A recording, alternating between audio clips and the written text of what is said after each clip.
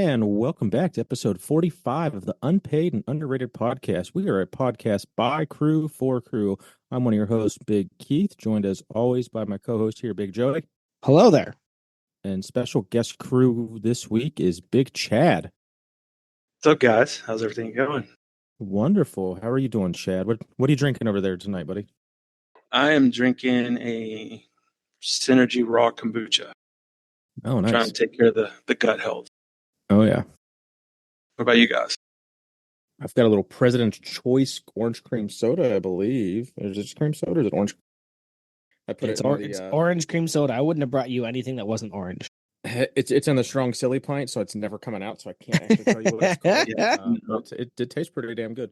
It's another marketing ploy, so we just keep having to buy those cup holders that you can't get the cans out of. Well, I mean, that's just prime throwaway culture, right? Right, yeah. So we just have to buy another one. It's very smart on the guys. It's marketing 101 right there. What about you, Joey? What you got? I've just got some still water. I had to crack into some Keith's after, but I just realized I haven't had my water intake for the day. Mm. Yep, that is always good to stay up on. Chad, what you wearing, buddy?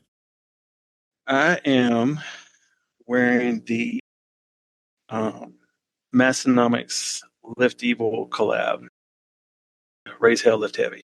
Very nice. It's one of my favorite. I wish that still fit me. I still have mine, but it doesn't fit me anymore. I'm rocking at the bench, and somehow I thought it was March for some reason in my head. I was like, "Hey, it's March 16th. I'm gonna wear this shirt." And I think yesterday I just automatically shared someone's story referencing Austin 316 or something. I'm like, I don't know where the fuck that came from or why it was in my feed. And then Cessny had to message me, and I was like, it's not March, right? And I was like, oh yeah. So just in honor of my kerfuffle there, I'll just go ahead and wear the Bench in 316 shirt in May. Yes, it's because Austin 316 says I just whooped your ass, and that is relevant all year round. It's true. It's true. I am wearing the All Go No Show shirt because I showered and it fit. I was wearing my Huck Finn Barbell shirt all day. Went out shopping at the country store, and I was just like, yeah, that's the one. Country store, that's just like your like your farm goods and shit, or what are you talking about? No, I didn't go to the farm goods. I went there's a whole thing going on up here with supermarkets, so I won't get political. But we're trying to find alternative places. Yeah, exactly. So we're trying to find alternative places to shop that are not really owned by the big monopolies up here. Mm-hmm. And I've always known about this place. It's called the Highland Meat Packers. People are always like, I can't believe you don't go there already. You live so close. But I was just like, well, the other place is closer and more convenient. But we went out there today, and damn it, like they have like the butcher right there. I even think there's a slaughterhouse attached. Like your meat's coming fresh off that floor. Everything there is at least competitively or better priced. It's all local Ontario goods. Like it's essentially like a farmer's market. And yeah, I'm kind of in love with the place. And nice. Surprised that's something you hadn't already ventured out to. Is it a kind of a haul? Can you get a good look at a butcher by sticking your head up a cow's ass? Nice. Well, you had a little bit of a trip last week, Joey. Where'd you go? I know you were on vacation, and you ended up somewhere special. And anything good there? Yeah, I went to a TGI Fridays for the first time. That fucking sucked. The one at my house? Yeah, it does. I've gone there once. I would not have. It'd be the last place I'd recommend someone to stay at or to eat at, that is. Yeah, no, I ended up at your place. Nice. Yeah, so you got me. I did. I surprised you good. Steven messaged me originally and was like, yo, let's surprise Keith at his open gym at his next open gym. And I was like, yeah, okay. And then you posted when it was. So I booked the week off. I was like, why wouldn't I? Like, that sounds like a fun deal. It's 2 hours away. You'd be stupid not to, right? Yeah. And Steve goes, no, wait. I thought he was doing it the next week. And I was like, well, I'm already off. I'm going. Yeah, so I showed up to your place. Learned that my son really likes long distance drives and my daughter does not. My son hates getting to the place that we're going after the long distance drive, and my girl does not. So like For 2 hours, he's an angel. But the moment it's like, buddy, you got to get out of the car to go to the hotel. No. And she's just like, I want out of the car right now. That was really fun. So yeah, got to your place. Um, learned some bodybuilding poses. With Yeah, was that Abby I or believe, Allie? yeah. Allie. It's the first time I'd met her. That was Wayne's new girlfriend. Yeah. Did a 10 RPE. He's a Supposed to lot. be 3, and I had 4 in me, and I don't know if I told you, I nearly passed out, and that's the first time I've ever got lightheaded deadlifting. But I was like, no, this fourth is going up. Like, if you want Nice. 100% out of me, this fourth is going up. And then just for no reason, I was like, I think Wayne pulled 405, and I was Yeah, like, like 3 people pulled 405, like unrelated to like their training that night, just for yeah, shits and I was just giggles. like, like if you're doing it, I want to do it. So I did it Yeah. too after doing the RPE 10, 4 reps. Um, played with your log, which Yep, was that was fun. fun. Yeah, that was like I was looking forward to that. Yeah, it was a good time. So yeah. I'm still learning the log myself, but that was cool to see Chris give us some pointers on that. Yep. Yep. We wanted to play with some grip time, but the kids, like their dinner time was pushing it. Next time I come, I just won't bring the kids. But That's all good. I just didn't think it was fair to be like, bye, family. I'll see you tomorrow. Bye. I'm leaving. No, Bye. no, as everyone knows, I'm not a fan of surprises, but that was kind of cool. I was, we were a half hour or so into the workout, and uh, with my open gyms, it's kind of like a 5 to 8 window, and I have people that show up at like 4:59. I have people that show up at like 6:20 and just catch the last the last tidbit. So it's not really a shock to hear people coming down the stairs for like a 2 hour window there. What was kind of weird is I heard a bunch of people upstairs, but I was like, okay, this has got to be like my, the set a pair of my friends that come as a couple, and I was like, okay, they're being really loud today, but maybe she's just in the bathroom. I was so confused. I was like, a lot of footsteps right above me, and then next thing I know, I got this little fucking little Joey coming down my stairs, knocking over my goddamn stuff, and got a cooler full of beer and is ready to go. Looks like he just took some pre-workout and some ammonia and was just fucking, silkies and a fucking cutoff, ready to rock and roll. And Fucking full send, bud. didn't warm up and literally was like, "Where's your deadlift bar?" And I was just like, "I gotta go." I was like, "All right, let's get you set up." It was a Yeah. good time. It was very cool. I think Stephanie and Morgan and the kids hung out upstairs for a couple hours, got to know each other, and Yep. I hope I wasn't rude, Keith. I'm actually curious to No. talk to you. I try to be as hospitable as possible, but it's also like I got to do my lift. I got to, Yep. No, it's you right in the were middle of my wonderful. thoughts. My man. You were wonderful and accommodating. I tried not to be overly silly during your lifts, but in between your lifts, I'm fairly certain I pissed you off. Oh, it's all good. No, it was fun. I I'm very big definitely, task. I don't think it's the last time that'll happen. No, it's all good. No, yeah, I'm very task oriented. It's I have like my 5 minute window, 10 minute window between breaks. I'm just kind of or between lifts. I'm like, all right, who needs what? Like, because half people are always like, what bar do I use for this, or what bar do I use for that, or where's this? And I'm always like, yep, this, and what else? There was one more thing I was gonna say. I don't remember. Oh, our tandem. Well, it wasn't really a tandem. Our Massonomics inspired via Huck Finn because Tanner and Tommy like to stare at each other, stare at each other's eyes while they deadlift and squat and stuff. So Joey and I did a little. It just happened to be like he was deadlifting like 10 feet in front of me, and I was rack pulling, and I was like, well, let's just go together and make a funny video, and it was actually kind of cool because I think it motivated him to get that extra rep, and I got a couple extra reps in me. I was only supposed to do like a top set, a top, an easy triple, and I was like, well, fuck it, I need to train for this 425 for 60 seconds. So I think I went for about 30 seconds, and it's like, oh goddamn, 60 seconds is gonna be hard. Yeah. I'm gonna have to get my cardio up because like I could rep that out all day if I took breaks. Like it's not a heavy weight by any means, but fuck 60 seconds of. And I'm very curious of how the rack pull versus the elevated rack there's not going to be it's like wagon wheels on a platform kind of thing, like elevate, so it's going to be, the reverb of the barbell is going to be a little bit different. So, but kind of is what it is. But I'm looking forward to that. And anyone, anybody listening, and next time you're in Western New York, and you need a free day pass to a gym, just hit me up. Oh, and the fucking bugs in the front of my car by the time I got. Oh, and deer. You guys I have was gonna ask if you saw so so many many deer. And the best part would be like it was like Pokeroo with Morgan. So we'd be driving, and obviously I'm watching the road, but I would also be kind of like looking for deer to make sure they're not going to run in front of my car, right? Like that's the number one reason to look for deer when you're driving is to make sure they're not being idiots. But I'd be like, deer, deer, but it would always be when she would do something else. So I'd be like, can you ask Oren to stop kicking me, please? And she Mhm. would turn and she'd go, Oren, and then I'd go, deer. She said, damn it. And then it'd be like, I'm like, where are we right now? Can you just check the map? And she'd go to look at the map and I'd go, deer. And he just kept going that way. I think she only saw one of like the 7 I saw. And then yeah, I had to wash the car when we got home. The fucking bugs. It was disgusting.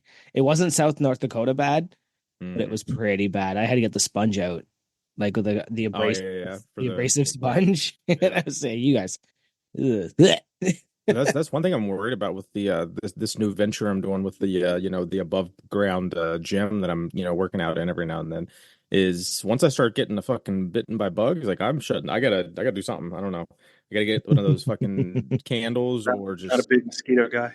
no, I mean if you are, I definitely recommend going to Tanner's house on Friday. But if not, I don't know.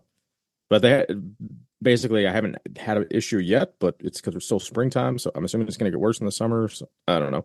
So DM me anyone that's got really good advice on how to keep the bugs off you when you're training outside. I'm not getting a fucking screen for my standalone garage.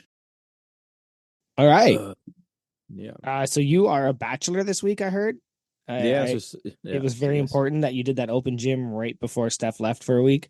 Well, yeah. Well, so that's actually kind of part of the funny story is I wasn't going to do it that week, but my really good friends that like kind of like that I kind of started the Friday night lift thing a couple years for because they're pretty religious and don't make it on Sundays, so they were only ever really making it on like an off Sunday lift thing. So I was just like, all right, let's just I used to coordinate with them pretty regularly, like what weekend worked with them. And that was like the only weekend I had that would work with them. And I hadn't seen him for a few months because she just had a kid and it just had been like bad timing. But I think we got our wires crossed. So like Big Steve, she thought it was next weekend. Mm. So like so that's literally the only reason I chose to keep it the week. Like the day before I had to take Stephanie to the airport because I felt really shitty about that. But it was like the only weekend that was going to work for my other friends, and then they completely like forgot about it and had the wrong date in the calendar. So it was kind of shitty situation. It was more laughable looking back at it. But yes, that is why that yeah I would not have done that to Stephanie, but I hadn't seen my friends in like literal months. That's all right. That's all right. And now she's gone for a week, and Yeah, you're just smacking it in every room. just the same one. It's Saturday every night, I guess. But no, I dropped her off Saturday and I'm picking her up Friday night. Uh, these cats are fucking so much work. Like I took for granted how much work she does with the cats. Like I pretty much would feed them like once a day, and she would and I would feed them once a day, and I would take the litter outside when the litter box was full. She did pretty much everything else. So just dealing with, I got one cat that's super finicky, like she just doesn't want to eat quick. So when we put out the wet food like twice a day, like the other cat just fucking eats both helpings unless I put the aggressive one in a separate room, and it's such a fucking task. And I'm like I got to get up and go to work. And I usually give myself like fucking 20 minutes to get showered and fed and out the door. And now it's like I got to get up an extra 20 minutes just to take care of the fucking cats. So very much looking forward to having my partner back. And now you know why I didn't simply leave Morgan and the kids at home when I came down. Yeah. Because like that's a lot of work for me to simply go, well, I'm gonna go lift with my friends. See ya. I'm doing that already in July. I don't want to do it again. No, that makes sense to me. That makes sense. Let's rate Ken. Is it Ken's episode? Kevin? Yes. Yeah. Yeah. Ken from Cerberus. Yeah. Big Chad, you've been talking so much, but I guess we'll give you the platform one more time. What did you think about last week's episode of the Mastonomics podcast? Audio issues aside, I thought it was a good episode. I thought it was an interesting. I'd love to hear him on again. It's like to get like a full on actual Mastonomics episode. I know it wasn't a legit one. So the audio thing kind of hurt a little bit, hurt him a little, but I will give 5 Mastonomics Gym Up. Good rating. It's a good rating. I listened to it live in person, not live on the Discord, not live on YouTube, but like, front row seat pretty much at Home Gym Con. It was very cool. Did not have the technical difficulties, when you're live. So I, recommend anyone that, had an issue with the technical difficulties, just go to Home Gym Con next year. I mean, Massonomics probably won't be there, but somebody will be, and they'll have a podcast going on, code unpaid. But yeah, all in all, it was. I had met Ken the day before. She shot the shit a little bit. I tried on a couple soft belts and just talking about some sandbags and whatnot. So it's kind of cool to, listen to someone talk to that I had like, shot the shit for a few minutes the day before. So all in all, oh God, since I didn't buy anything off of them, I mean, I don't know if I should take a point away or not, but I guess I'll go ahead and keep it 5 out of 5 Massonomics iPod touches. I guess that's up to me now. Yep. So I'm pretty familiar with Cerberus. They do a lot up here as well. So I guess it's like part of their business practice is that they just really give back to the community. So in almost all of the meets I've been to, whether I attended or lifted in, Cerberus was there. But that's not his version. Obviously, there's a Cerberus Canada, right? So I was vaguely familiar with what was going on there. Listening to the Scottish accent for a little while doesn't hurt either. Love me a Scottish accent. Did I get all the way through the episode? No. My Apple did that thing it likes to do where I'm 2/3 of the way through and then it goes, oh, you're done. And just like deletes it out of my library. So with all of that said, I'm going to go 5 out of 5 Massonomics iPod Gym touches. It's a decent average. There's been a lot of big math talk in the Discord. So with those guys that keep, complaining about big math and all that, we'll let them figure out the average of that and let us know. Yeah, they really came after me and Tyler for our anti-algebra. Yeah, yeah. Oh, it was. Let's get on. It's math. Why are there letters in it anyway? So they made reference to how many engineers, and I remember to think like there are a lot of engineers, and I mean I guess there's a lot of different types of engineers, but yeah, there's a lot of people that have engineer in their job title that have been on the podcast, so that was amusing. Well, see, I guess what a lot of us forget is lifting is essentially it's a nerd sport. It's a fucking nerd sport. That's why you and your spreadsheets, as much as we make fun of you and your spreadsheets and all of that kind of stuff, like it is really because you're tracking everything. You're tracking your macros, you're tracking your lifts. Now we're tracking velocity. The hell? Like, yeah, I'm not doing that part. I just started doing it today, and then I was like, I am bad at this, brother. I'm not doing this anymore. Are you using the jug part of it? Okay, cool. I haven't tried it yet. It was free with my subscription too, so I was like, why put pencil to paper? You couldn't afford not to. And yeah, so like at the end of the day, it is a fucking nerd sport. So obviously people that are into math are probably into lifting of some sort, right? So that does make sense to me. I did want to move on a little bit and talk about somebody who I left out last week when we were announcing the winners. And his submission was late. It's Big Nate.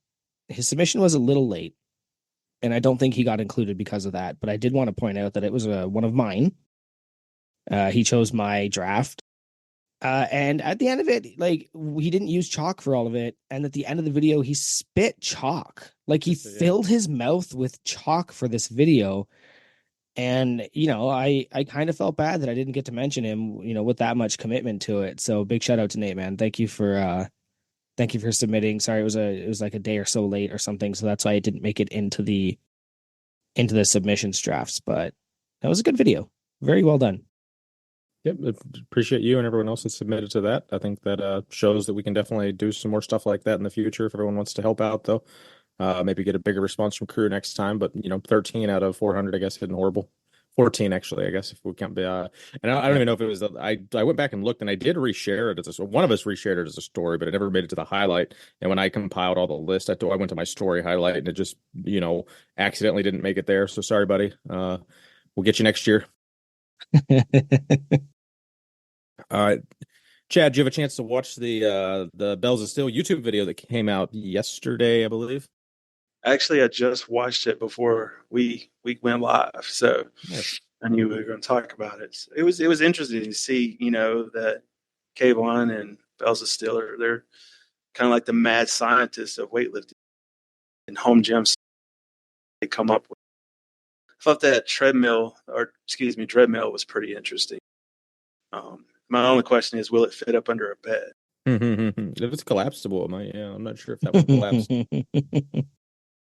Yeah, I enjoyed the video. I watched so much YouTube videos today. I had a long break at lunch at work, and I watched like there was the Home Gym Con podcast with a roundtable recap that Jake and some of the guys did, and then the Massonomics video and Gluck's video. Like they all hit my feed because I don't think I watched any YouTube the last couple of days. They all like I had like three of them in my feed ready to go today. I was like, fuck, it's like 2 hours, so I consumed a lot of a lot of home gym slash Massonomics content today. But yeah, it was cool to see Kayvon have a lot more passion. I know I've been known to be a ball buster of him and his lack of passion towards his company on the last episode that he did with them. But I guess I think looking back on it, I think it was like the middle of the night when he recorded, at least for his time or something. At least what he was saying. So to see him actually like really have an energetic attitude and opinion, and the fact that he spent all that money to get his crew out there and to bring the boys out and to bring Gluck and Winnie out, he's definitely redeemed himself in my eyes. So it's cool to see. It's nice to have all that back on good graces. Makes life easier when I don't have to be angry at people. It's very important that $1 million company Fuck you. that spreads internationally has you. Keith Honeycutt's favor. I can see how I think what does Keith always say? Influencers something influencers. There's a quote there somewhere. I think have I addressed that yet? Like have I said anything on the podcast about that? Because I think it wasn't it a YouTube video that it was in where I just Yeah, it was in the none of us Massonomics YouTube video. Yeah. No, okay. Yes. I think the really important thing I want to point out about you trying to quote me and failing is I've never fucking said that. You always say that about me. So you're like, what does Joey always say? What you were trying to say was influencers influencing influencers.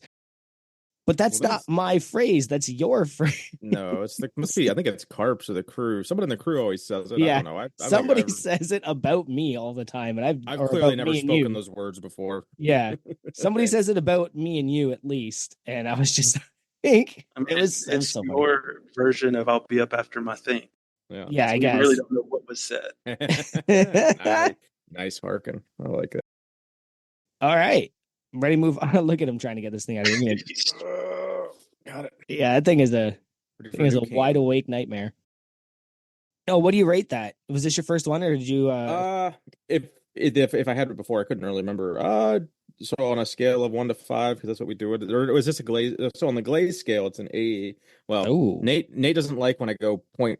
Fuck Nate. So it's an 8.5 out of 10, or it's a 4.25 out of 5.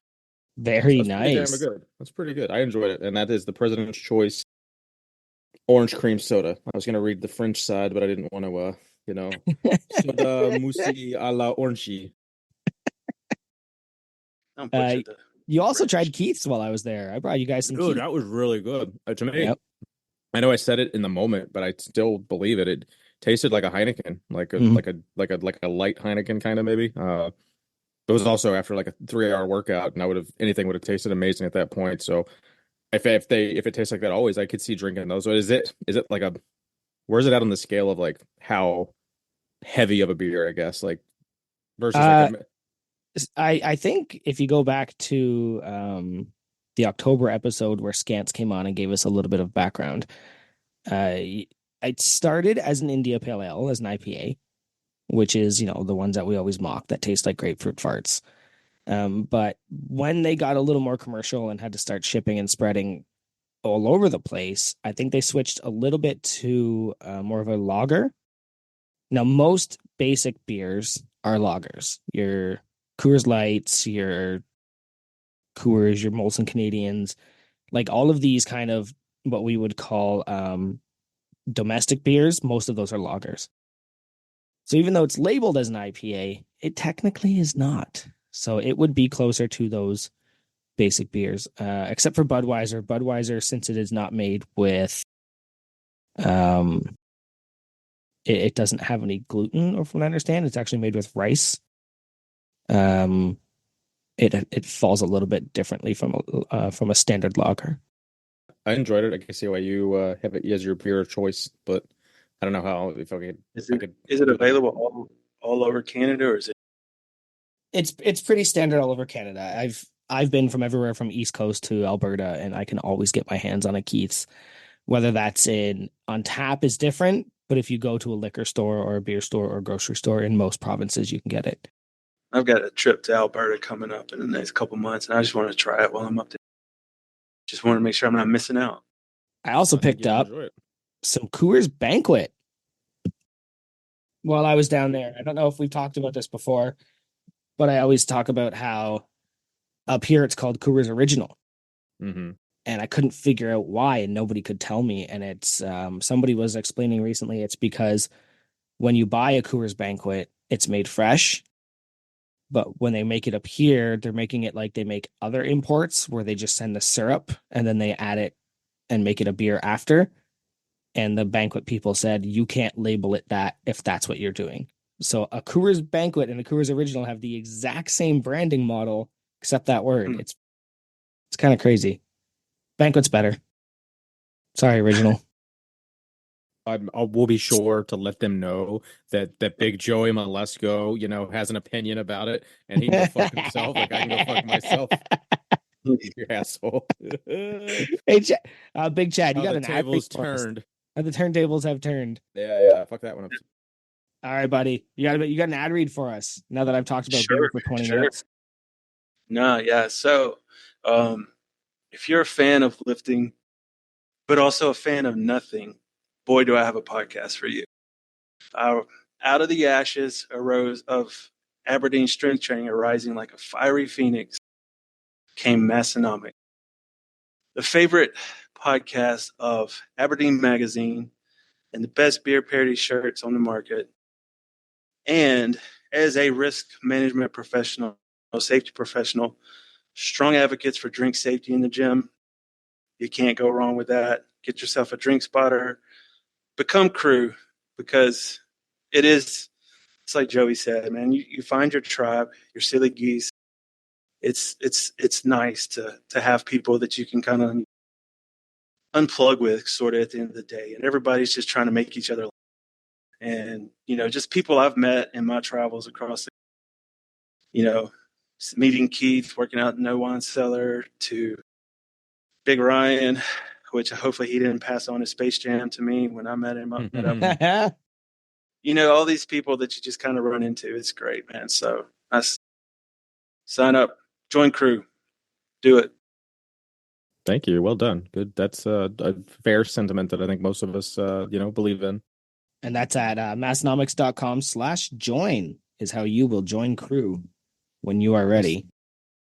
That is the rumor. It's always cool when there's like someone joins and you actually know them already. Like that's happened to me a couple times recently where it's like, oh, that's my homie, But it's like, I don't know. It's just something about that. It's just extra special to be like, all right, cool. Like we finally indoctrinated you. Like you saw our stories and shit for the past couple years. And like, you're like, all right, let me dip my toes into this. So I always feel a little bit more special about that when it's actually like, because it's like you guys, I see all these names and I'm like, I don't know who the fuck that is. And there's gonna be like 6 months till I probably have a conversation with them. And it's just like, you're just another person, but because it's got like a guy a day now, or a new crew a day, seems like. So, but that's good for the boys.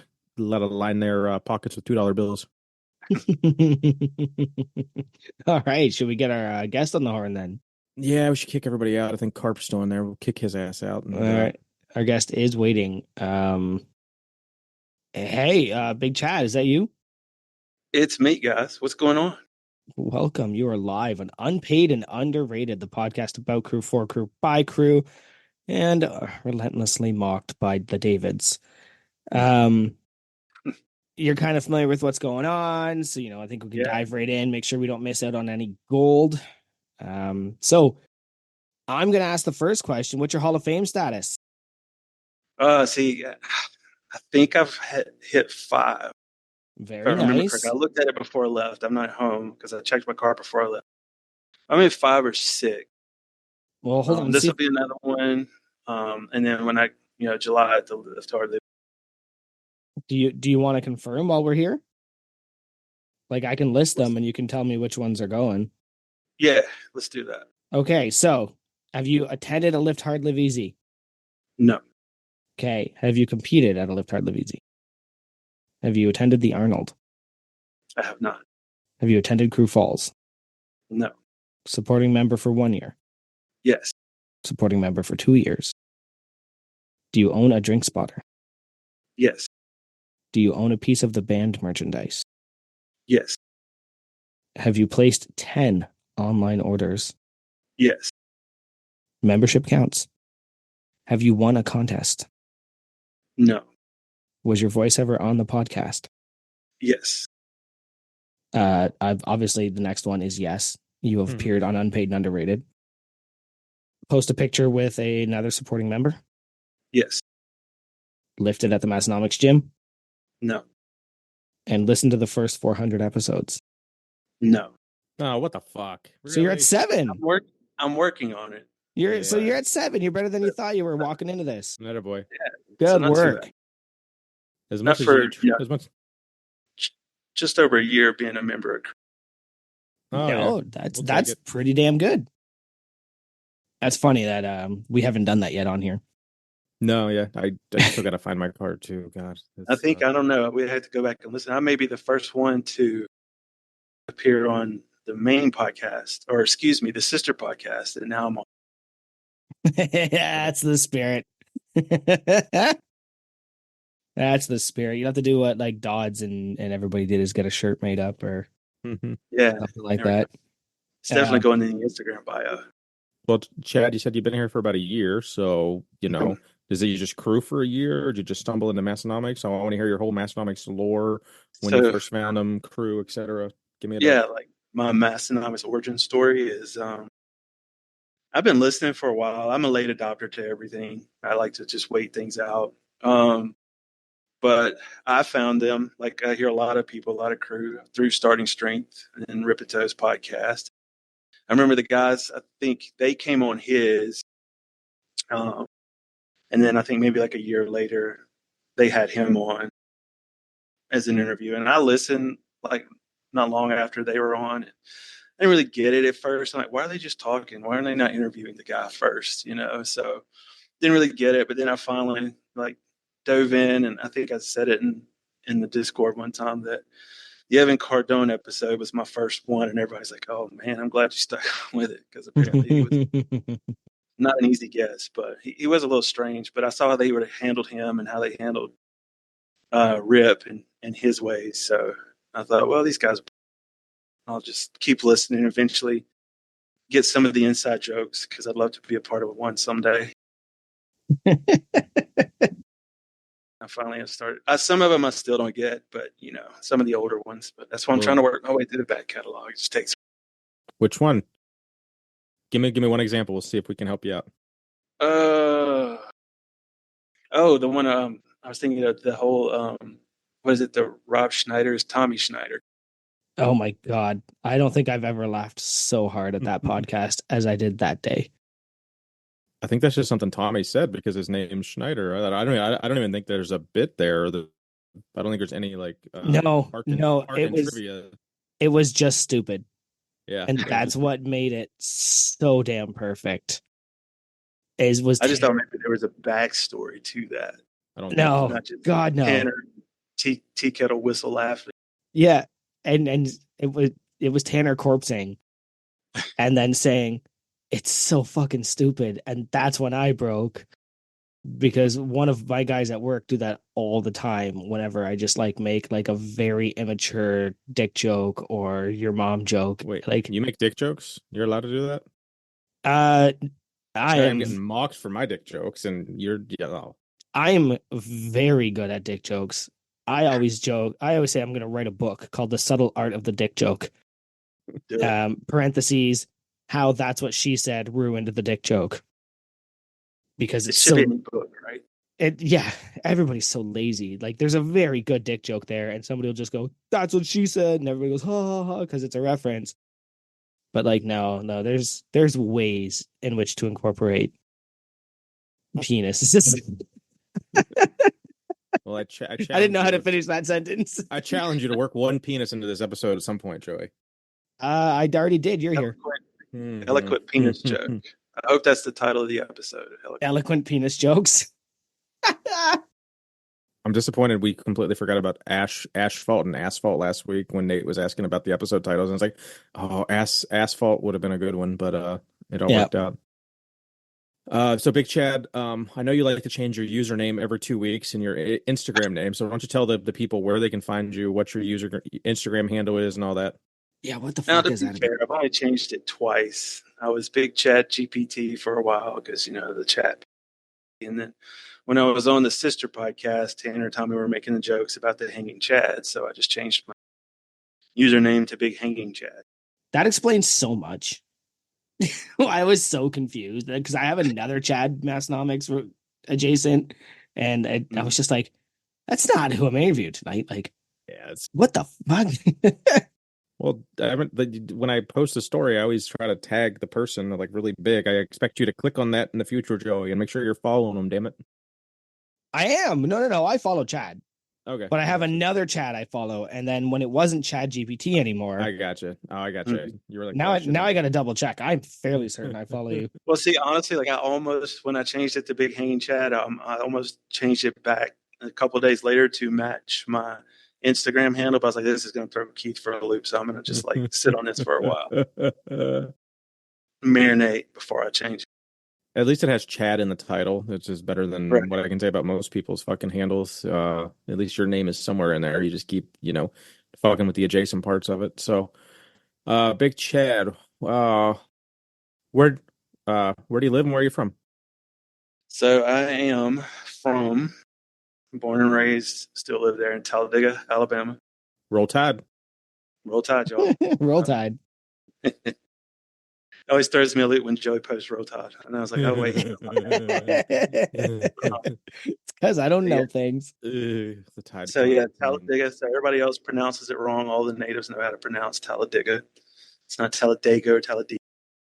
So that's a big contentious point with us. Wait, how do you say it then? One more time. Talladega, like you dig a hole. I would Diggy hole. Never said that word once in my life like that. No? So you're not a fan of Will Ferrell movies, right? And who?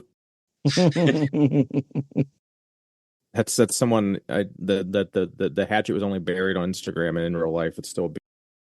But yeah, I was born and raised in there, so I can't tell. I have a little bit of an accent. I don't feel like I do till I get out of the South. Oh, there it is. I'm speaking cornbread. I imagine you get asked that a lot because with your, I'm assuming with your job, you travel a lot. Do you want to tell people what you do? Sure. I'm in risk management, which is a fancy word for saying can't really tell people what I do. No, I deal with insurance, all the alphabetical government agencies, OSHA, EPA, DOT, all that for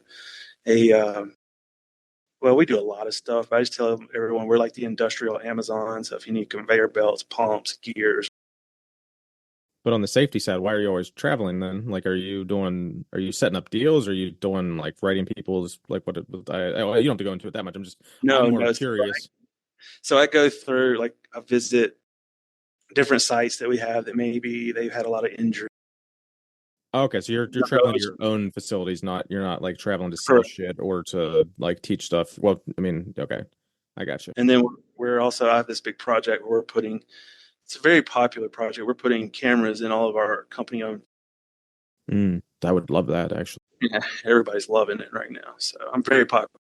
Yeah, no, I guess I said that prematurely because we just hired a new staff that likes to vape in the trucks even though we're not supposed to, and it's like fuck off with this. Like I forced my boss to buy no vaping, no smoking fucking stickers to put in all the trucks, and he's like, why? And I'm like, because I fucking know they're vaping in there when I'm not there because I can fucking smell it when I get in after them. But then, yeah, so the idea of having a camera in the truck to keep them from doing that would be great. But all the shit that I say about my company in the truck, I don't, oh my God, just like the road rage fucking tantrums that I would get on if I'm driving by myself. I don't need that to be fucking recorded for nobody. I'm a bit of a huge fan of how you just admitted that people are breaking the law on your job. So let's go ahead and move on from that. I know they're smoking in there. So will we see you in July? You will see me in July. Yeah, Absolutely. buddy. I'm looking. I went back and watched the recap videos from last year the other day ago. I just got super pumped. Nice. And you're doing powerlifting? I am.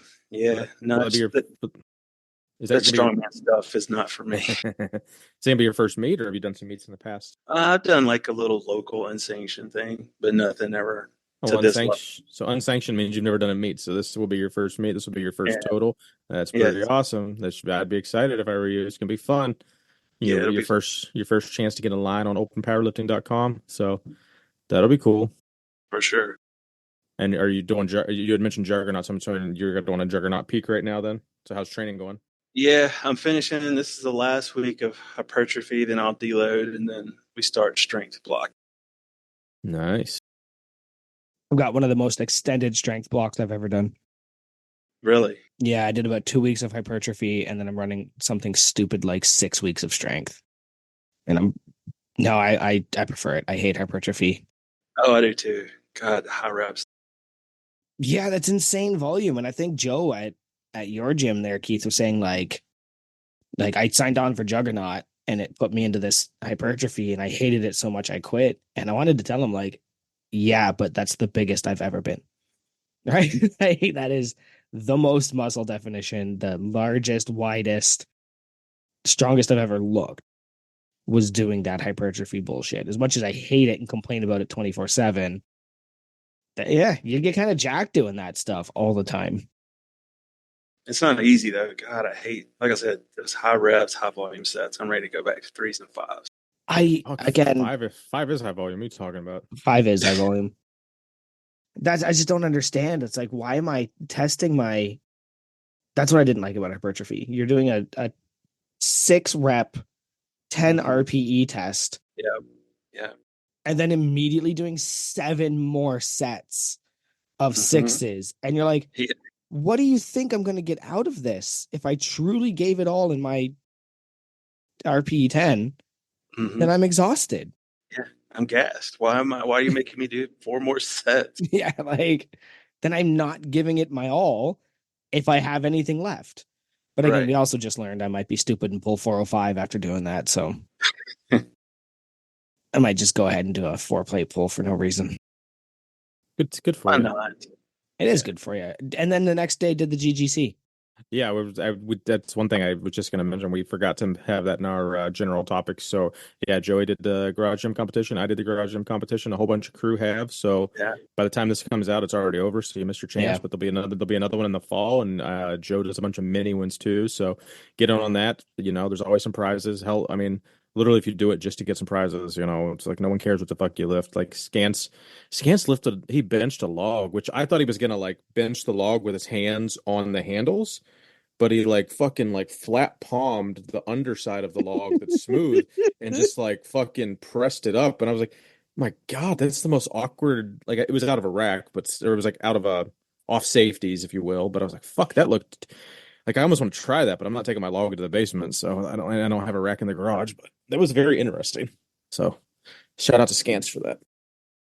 Yeah, my total was probably like 600 pounds because I was so gassed from driving, lifting, driving that I got 315 up during that. And I was just like, no, we are done. Yeah, I couldn't have deadlifted back to back days like that. Even going like 90% and then having to pull 75% the next day. Fuck you, no thanks. Yeah, also beltless. I think I Yeah. only wore the belt for the 405 and I don't think I needed it. Oh yeah, you did. After your AMRAP, your set of 4, you were like, I forgot to put my belt on. I was like, oh, that sucks. There's like 7 belts here. I could have lent you if you needed one. I had my belt. It was right in front of me. Well, that's where it goes. Just don't need them anymore. No, just Fuck break it. your We'll do cord, it right? live. So, That's right. so you've got the Lift Heavy Raise Hell shirt. Mm-hmm. And I said you've been crew for about a year. Is there anything that you ever look back on and wish, man, I wish I'd been around for that? Yeah. For some reason, I wish I would have gotten the Raw Power Crew Neck sweatshirt. I Really? loved it, and me being again a late adapter, I'm like, oh, of course it sold out. So I was really hoping they would bring it back this year. Not heard about. I'm I not. would like to see them bring in like some lift sweatpants or something. That would be. I think I think I think had they've joggers done. a long Yeah. time ago, but it was like either right when I got in or even pre me maybe. But I Wait, know wait. So they're have black we sweat. done this before? The difference between sweatpants, joggers. I don't think so. No. Oh, okay. But I think I just got my first pair of joggers the other day, and I was like, "Oh, okay." Because like I'm fucking 5'8" and fat as shit, so like sweatpants don't really fit me. Because to get ones with big enough ass, they're like fucking made for like a 6'6" guy. But with joggers, they just taper down to my feet, and I was like, "Okay, I can actually walk in these without falling." So it was So interesting. is that the difference? Is Yeah, the tapering around the ankles? I'm I guessing. think so. I think that's what it is. That's what I define it as, is the taper around the jogger. If it goes like a straight leg, it's a sweat.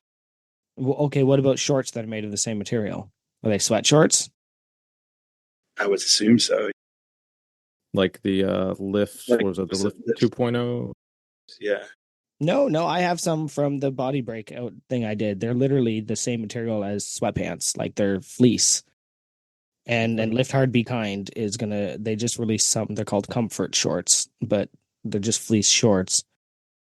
So that's fun. Go ahead, crew, and input on that one. Because I agree actually for once with you guys. I think sweatpants are for lounging and joggers be for working.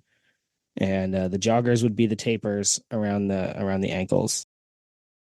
Indeed. So Chad, with all your travels, you had mentioned coming up to the No Wine Cellar, and you met big Iowa Ryan. Anybody else you've crossed paths with? Any other crew that you've been able to? Um. No. Well, I Oh, just because I'm in Kansas City tonight. I was scrolling Discord earlier, and I remember there's Big Joe from KC. I was like, "Well, damn it, I'm in KC tonight. I didn't even think to hit him up, or I don't even know if he still is in KC."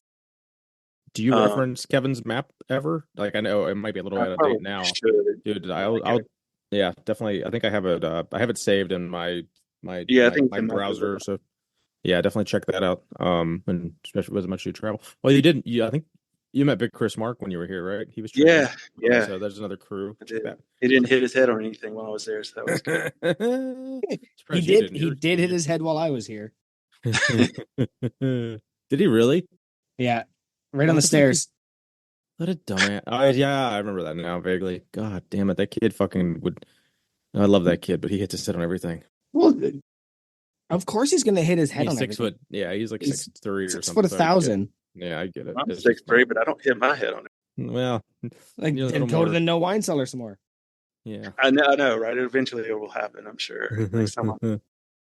I was gonna say you're a little more long in the tooth, so maybe you're just wiser. How are you submasters like us? How old are you? No, I think I am full on masters. I'm Oh, 45. I will be okay, 46, literally about a week before the Lift Hard Live. nice. I'm approaching Scance territory. Ned, did that ever like scare you off from joining? Because like I wouldn't say you're like that much older than a lot of us, but you're on the I don't know what the average age is or whatever, the mean median MMO, but there's a lot of us in our late 30s, early 40s. You're only a handful of years older than that. So is that ever like that's a young man's game or anything like that? No, I just well, I mean the competition part of it. I was like, should I really push my old body that hard? But then hearing everyone talk about it, it's just a competition with yourself. Do it. But Mm-hmm. um, I'm not very good at moderation, so Mm-hmm. I will definitely push myself as hard as I can. But no, it never really scared me off. Plus, I've only really been doing this lifting thing for like 3 years, Okay. so my joints still feel good. So I haven't gotten the old man. Young I mean, I make training the age, old, as they would say. yeah, I make the old man noises when I sit down and stand up. The grunt. I don't, as far as knees, hips, shoulders, they're What? uh, Yep. hey, question: do you old man sneeze? old man sneeze. Yeah. Like super loud. Uh, Be like I do Probably. it. The dad sneeze, I guess, whatever. But yeah, you get amplified as you get older. Yeah, absolutely. There's no need in suppressing that. Just let it out. Let it all out. Just the whole I house. thought you were talking about. I thought maybe one of my siblings had told you like I can. Half of us like go outside and look at the sun and we can sneeze. Yeah, I got So that going. so I thought that's what you're talking about. But no, yeah, I definitely. Eat the old man sneeze yet? Probably sometimes I don't know. The worst is when you lose the sneeze and you're like, God Oh damn it. God, I yeah, fucking that hate is. losing a sneeze. It is like so it's literally anticlimactic. It's like, what the fuck? And because I look at the sun, I know people look at me and go, "What is this idiot doing?" Well, And I yeah, don't know. like I you're don't making the understand the whole looking face, into the right? sun thing. yeah, Really? and Okay, he so Oh, that's just a term of when you're like you're almost making an O no, face because you're about to. No, no. you literally look at the So fucking you're sun. making the vinegar strokes face, Yeah, right? yeah, yeah, yeah. And like you got to sneeze, and you're like, this fucking thing won't come out. So you just look at light, and as you look at the light, which is usually hopefully the sun if you're outside, but if you're inside, just looking up at light usually just triggers the sneeze. Huh. The And fuck did I make it? there's a lot of people, man, that I've like never heard of that. That's interesting. yeah, the first thing I'm one of them, is you step outside, and as soon as that sun gets in your eyes, you sneeze. Huh. yep. Interesting. That's a thing, and I'm shocked you didn't know that. No, it's I probably one of read those. somewhere one time that it kind of triggers the same nerve that, like, people talk about sniffing pepper or something. It's kind of the Yeah. same activation. Just I thought it just made your eyes pissed, and then your eyes would expand, and that would cause your capillaries to like contract, and that causes a sneeze. so, I don't know if that's Did you biology. say that? yeah, I don't know. Did I say what? It's the way you said the. I guess it's not capillaries. That's the thing in your blood. What the hell is? Yeah, that's. Yeah, it's capillary. What did I say? You didn't Capillaries? say. I You think you just said capillaries, Yeah, it's the same thing. It's like, capillary. yeah, Wait, you capillary. say capillaries? Yeah, Yeah, that's the word. That's fucking great. God. So much of this shit, I wonder if other like if I didn't say shit, would like it just go and like because I don't think has the guest ever asked you like, wait, what No. did you just say? So it's always me. So like I'm always on my toes, and I was like, because sometimes I'm fucking dumb, and maybe I either mishear it or I don't know how to pronounce shit. But I'm like, wait, that's not how I've said that word for 40 fucking years. Capillaries? But that sounds like you're doing the thing when I make fun of other words. Like when I say vehicles and Sorokites. Like that Capillaries. sounds like you're doing it to me right now. Or decal. That's the one that blew my mind. Was decal Oh, versus decal. I was watching something and they were referencing a decal, but they didn't say it like Joey says it, but it was like a hybrid between the two. I don't remember, it was some YouTube video or something. I'm like, that's Uh, fucking not right either. but apparently it's real. Like But yeah, you're right. it's a Canadian Yeah. dialect and American dialect thing. Is you guys say decal, Canada is decal. Yeah, that's good stuff. So Chad, why no home gym, buddy? Um, well, up until recently, I was kind of like Tommy. I just like to get out of my house to go work out. I'm not a good workout. I know because I know myself. I need to get out to do it. If I had it down like in the basement or something, I would never go down, sit on my couch and become gargantuan all over again. So that's why I just have to like I pack my gym bag and I always stop on the way home. I work out before I get home because I know even if I go home, I'm probably not going to get back out. Just self awareness to know. I mean, it would be nice sometimes. I think to because some of the stuff you deal with and see in commercials, uh, always calming to the nerves. Mm-hmm. I say you can always build it and then just use it, that one day a week where you just know that you're not going to get it to the gym or like this Yeah. Saturday. I don't know. But yeah, if you have a routine that's working for you, brother, I look at it as every other post I see you're at a fucking commercial gym in another state or something, it seems like. Or maybe it's Yeah. just this, but you seem like you travel significantly more than a lot of us. So like the last thing I would want to do is also go to commercial gyms when I was at my house, like in my hometown. So that's just me. Yeah, and I try to find powerlifting gyms to go to. That's my first usual Google search. But they're hard to come by, or they don't offer day passes or stuff like that. I found one up in Cedar Rapids. Just gotta carry around the calculator because I've watched Tommy's video a million times on how to Those convert kilos to fucking hate pounds. But I kilos. still can't. I hate kilos.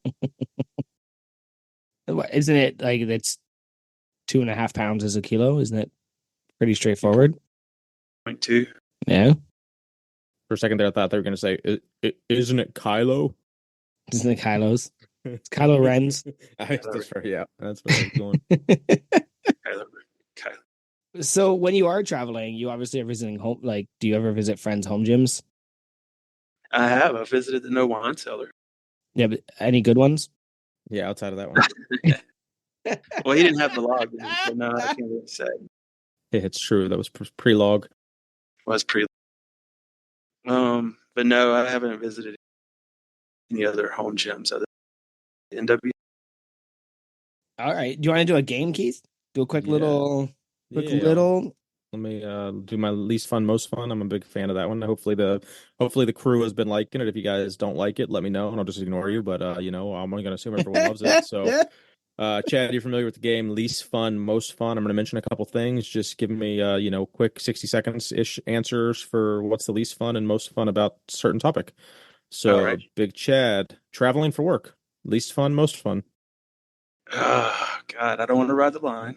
Um, it is most fun because I get bored, Oh, so it's nice to get out and see different parts. I think I described the game wrong. So, okay, Okay. what is the least fun thing about it, and then what is the most fun thing about it? Sorry, I think I described You it. know, one I of described it each. like you and you. Yeah. God, But yeah. I thought we were kind of doing like an unpaid, underrated. Yeah, no, this is just adjacent to that. So the least fun like trips like this when I'm in a different hotel. So it's you gotta pack, unpack, set everything up, iron clothes, um, do all that stuff every single day. That gets old. So I would say that's um, the most fun is just seeing new places to see like parts of the states I've never seen before. I was out in Idaho last fall, and you don't think, at least I don't think much about Idaho, but it's a beautiful. Just driving across it, the Rocky Mountains, seeing all those different parts. That'd probably be the most. Awesome.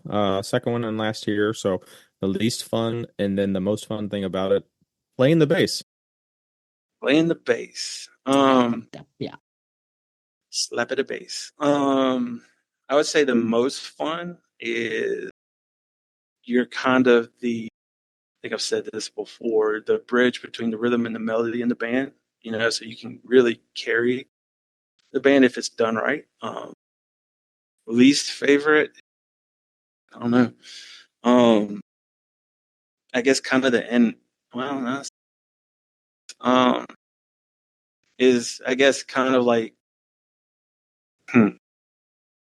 just kind of you know, outside of like Tool, a couple other bands like Chili Peppers, like nobody really knows the bass players. So I guess it would. Makes sense. We have an extensive background of bassists on this Do. podcast. It's So crazy. did you play bass in Valhalla or did you do something else? No, yeah, I've always played bass in bands because it was out of necessity because there's guitar players there. So I was like, well, Yeah. I'll just go down to bass. So Fuck it, we'll stop. Oh wait, I'm sorry, I don't mean to interrupt here, but Shay's calling. Can I just take a second to grab this? sure. Oh, That didn't land. damn it! That was supposed to be an inside joke kind of Yeah. thing. Oh, Your oh family God, always yeah. Okay. come on, Chad. he's like You he's know, my, like he's like sure, like how weird to take a Oh, it's so podcast yeah. frustrating. away. So that's The that's good ones family don't win. lore. My youngest brother, like we could be on the phone with my mom. If my youngest brother calls, everything stops. Hold on, Shay's calling, and you get cut off. We know who the favorite. Okay, so that was funny once you explained it. You're welcome, David. Yes. He Good has stuff. that thing spelled out. Absolutely. uh Uh, so for nicknames, we didn't really get much except basically just your actual real name. You want to share with the listeners what your actual name is? It is not Chad. My actual name is Robert Chadwick. Okay. Robert's a family name. Like my dad and my grandfather were both Roberts, just different iterations. Chadwick comes from my mom was a big Elvis fan, and that was Elvis's character's name in Blue Hawaii was Chadwick. wow, that's in depth. Oh, thank you. There was one thing you mentioned earlier about how traveling the States is so interesting and um yeah, it to me it's the same thing. That's actually why I love going to the States and traveling Canada and stuff like that. Like just getting to see how, when you get off a plane and you're in a town, you're not getting anything out of it. But when you're driving there and you're driving like from one town to another, like you get to see the change and how one side of Ontario is different than the other side of Ontario. So Yeah. I did have like a little thing I wanted to say there, but I had to look up the name of the guy and then it took too fucking long. So now I'm just going to ask you Mount Rushmore, Metallica songs. Oh, damn. Okay. Mount Rushmore Metallica songs. Creeping Death. Yep. It's tough. Bell Tolls, just because that kick-ass bass line at the front. Yep. Mm, oh, oh my gosh. Fade to Black. Interesting. And One. Because Yeah. One is kind of how I became a Metallica fan, because I remember I was in like third grade and it was summertime. And we're turning on MTV and that video scared the shit out of me. Well, yeah, it was a pretty creepy video. Yeah. So that's why One is always going to end. And you wouldn't put Copacabana on there or Mandy? More like Weekend in New England. That's more my. Tell Guess us we know about. about the Barry Manilow days, huh? We know everything. Tell us about the Barry Manilow days. So growing up, my mom was a fan of Low. And I actually went to a Barry Manilow concert. I will admit it. I mean, the guy's a hell of a performer. Oh yeah. And he's written some bangers. Is that the weirdest concert you've been to, like outside of your general what people would expect? Probably so. Growing up in the South and the whole, I know we don't get into all of it, but there's been some contemporary Christian concert I went to. It's probably really strange. Like there was this one guy, if you look him up, he was popular in the Christian scene back in, his name was Carmen. And his songs was just him talking and doing dialogue over music every Outstanding. and it's the cheap stuff you can imagine. Like it's awful. So Okay, so I have been to like just some examples when I ask like the weirdest concerts. My first ever stadium concert was Reba McEntire. That'd be a nice. good one. Yep. Yeah. I went with my mom because I was like 12. That'd have been awesome. So that was like one of my first memories. I've seen Bruce Springsteen. I've seen the Rolling Stones. Like these are things you probably would expect from me, but not like if you didn't listen to this podcast. So if this was the first episode or the third episode and you've only ever heard me talk about goblin metal and the shit that I listen to, these would probably throw you for a loop. I saw the Spice Girls. Nice. Absolutely. I think that would be the top four, like out of like really. Oh, Rod Stewart. I definitely saw Rod Stewart. Yep, that definitely happened. Nice. So you're not alone in that one. And seeing Barry. I say the other one, I went to a Thomas Rhett concert. It was kind of, again, I feel like Keith knows who that is, and I don't. Yeah, it's kind of Thomas Rhett. Who was he with? Is it RHETT? Yes. So his dad was a singer too. Yeah, okay. Yep. Rhett. Yeah. Okay. I know it. Because his dad actually opened the show for him. So who would be? I know this is not to ask the host question. What's your bucket list concert? Who's out there that you haven't seen? I already know. Keith, do you have an answer? I'm so not up to date on music. I don't treat music like music is just like that's something I do that when I listen to it in the gym. It's so like I don't know. I wouldn't go to concerts hardly at all anymore, I don't think. All right. So I have seen Tool. I think Legend goes over 12 times. So I definitely wouldn't be going to that.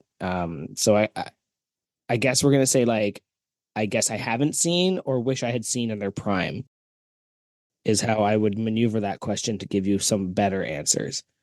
I would have fucking killed to see Marilyn Manson back in the late 90s. Yeah. Because I'm still a fan of his up until whatever the last album was, because he tried to do a country album with Shooter Jennings and it did not go. And then some stuff came out about him that like I kind of already knew, like everybody kind of already knew. But Wait, he had his ribs. No,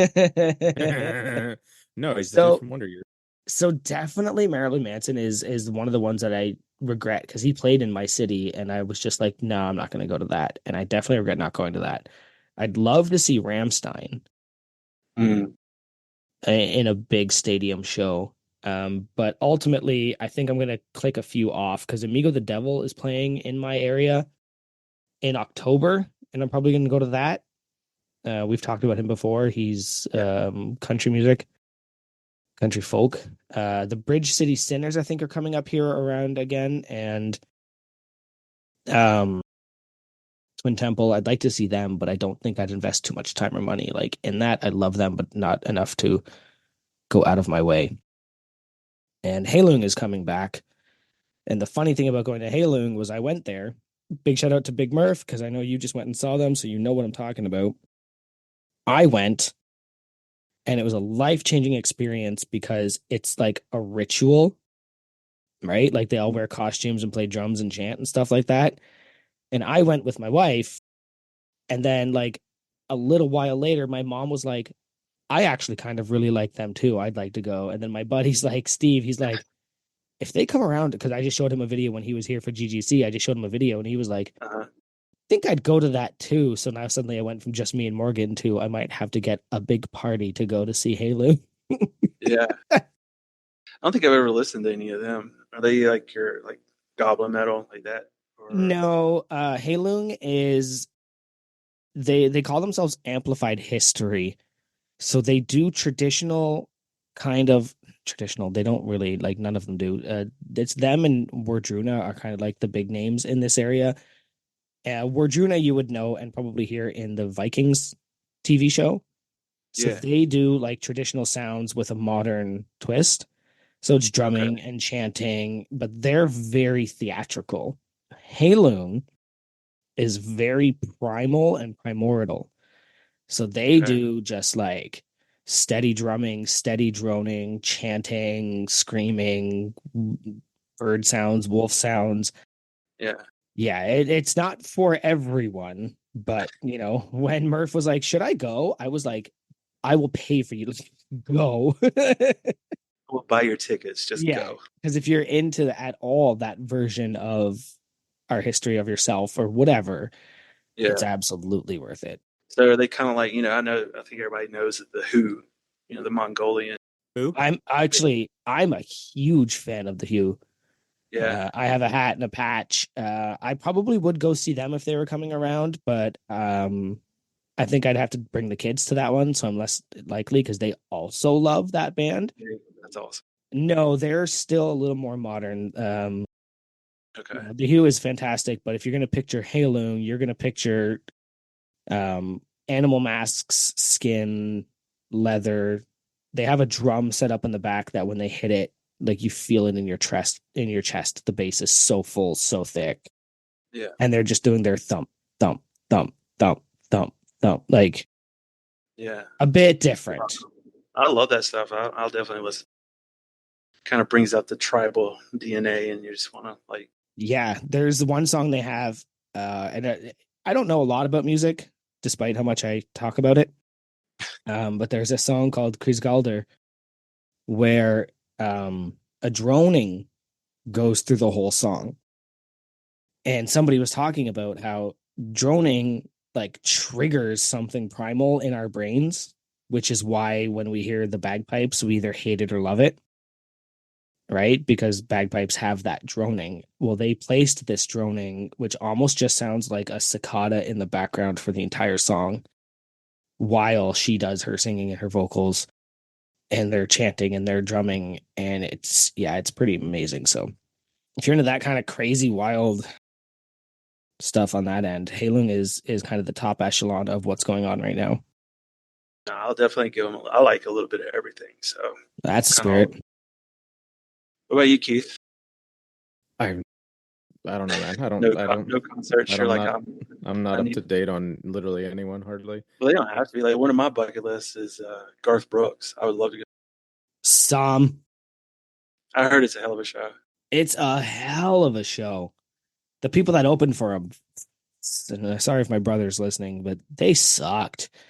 But well, there's this one girl, her entire song is just her listing other country music songs and asking if you remember how good they were. And I was like, is this a Family Guy episode? Am I fucking being right now? And then the whole crowd is like in tears and holding their chest and being like, this is such a good song. I was like, she's literally just naming other songs. Now And then, that was a popular country song maybe like yeah, 5 years ago. It that was, song but sucks. yeah, it was like a rendition or a collabor. It was like 7 different people singing it, all just referencing like fucking 70s and 80s songs. But Yeah. the song that you just described sounds a lot worse than that. Well, I don't know. It was the first time I ever heard it, and I was like, this sucks. And somebody that was with me was like, then you should go for a walk because you're ruining it for the rest of us. And I was like, that's very fair. I'm gonna go like pound an entire beer while this song's on because it's the worst. But Garth puts on a hell of a show, and he does this thing at the end where he points out to the crowd and he's like, what song did I miss? What song do you want me to do? And like they'll just shout out or hold up signs. Mm-hmm. And he'll, if I remember it, like he ended up doing the Red Strokes for us. And it's funny enough, he doesn't do the Red Strokes on tours. Mm-hmm. And I fucking love that song. So maybe that album. I'd love to watch, or I'd love to see a Clint Black concert live, but I'd be afraid that Tanner and his buddies would ruin it for me by being Just too loud at the bar scene. scene. So I guess for that reason alone, I'd have to, omit Clint Black because I'm afraid that Tanner and his drunk buddies would ruin it. Yeah, don't stand up and cheer at the Live Hard, Live Easy, and don't talk during Clint Black concerts. Yeah. No, I'm gonna bend the rules a little bit. I would say I would love to see like prime, like during the Wall. That would be a dream concert for me for sure. Were they as popular like in their time though? Because like so many bands were like in like growing up in the early 2000s, like all these bands from like the 70s were like still popular, but like were they that popular back then too, or was it something that like this cult thing kind of built up and they were like bigger than they actually were in like the 70s and 80s? That's I was kind of curious about that. Chad being, the elder statements could probably. I mean, I'm not that old.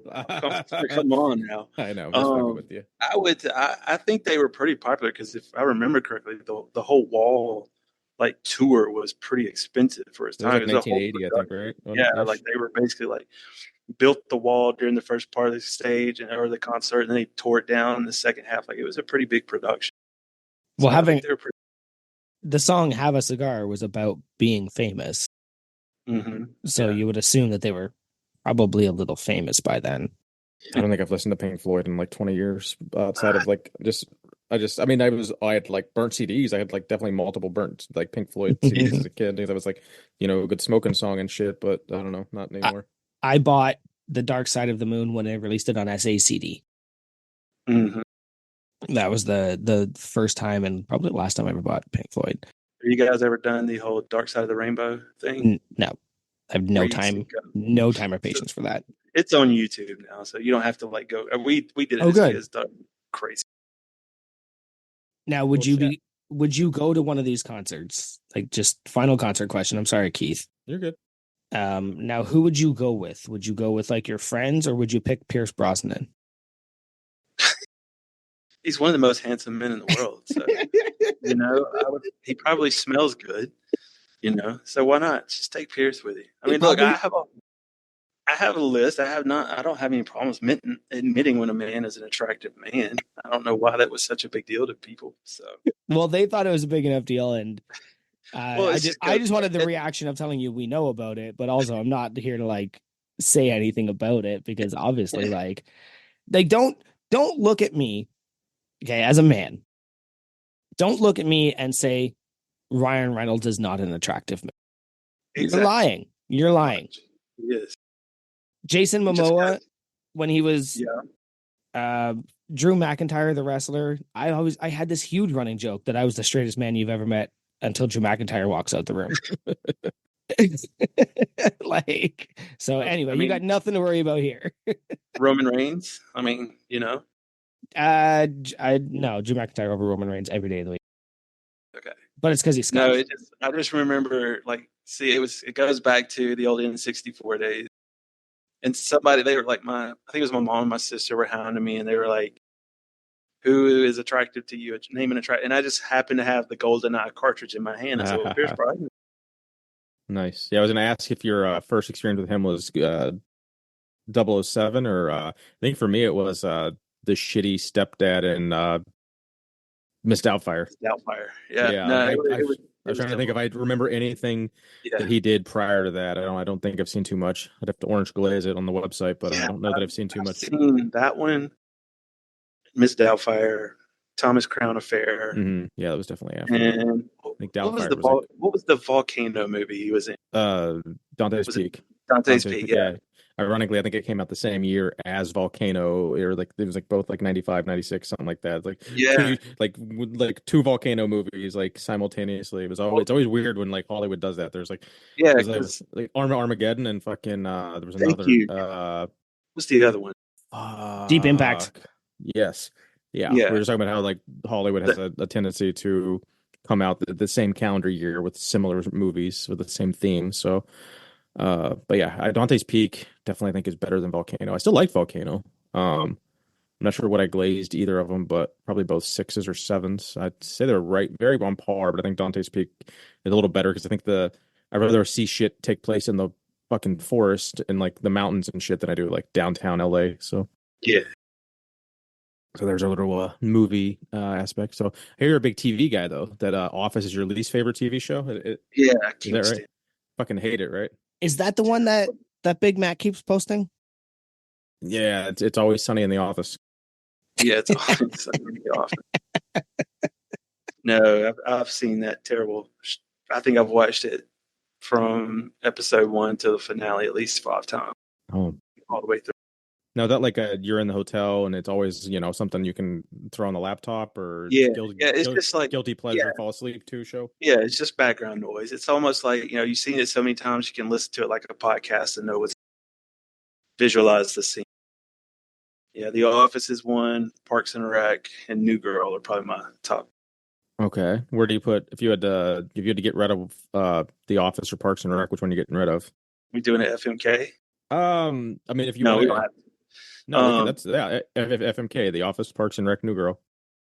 Okay, You set yourself FMK. up now. Yeah, seriously. God, just because the characters are so good. All because of the first season, I'm gonna have to kill Parks and Rec.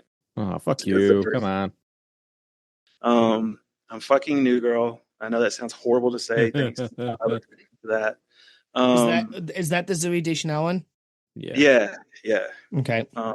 Is her name not Which Zoe? I think Is it Zoe? I know you wouldn't like it, but you're very similar to Schmidt in that show. The way he mispronounces a lot of common words.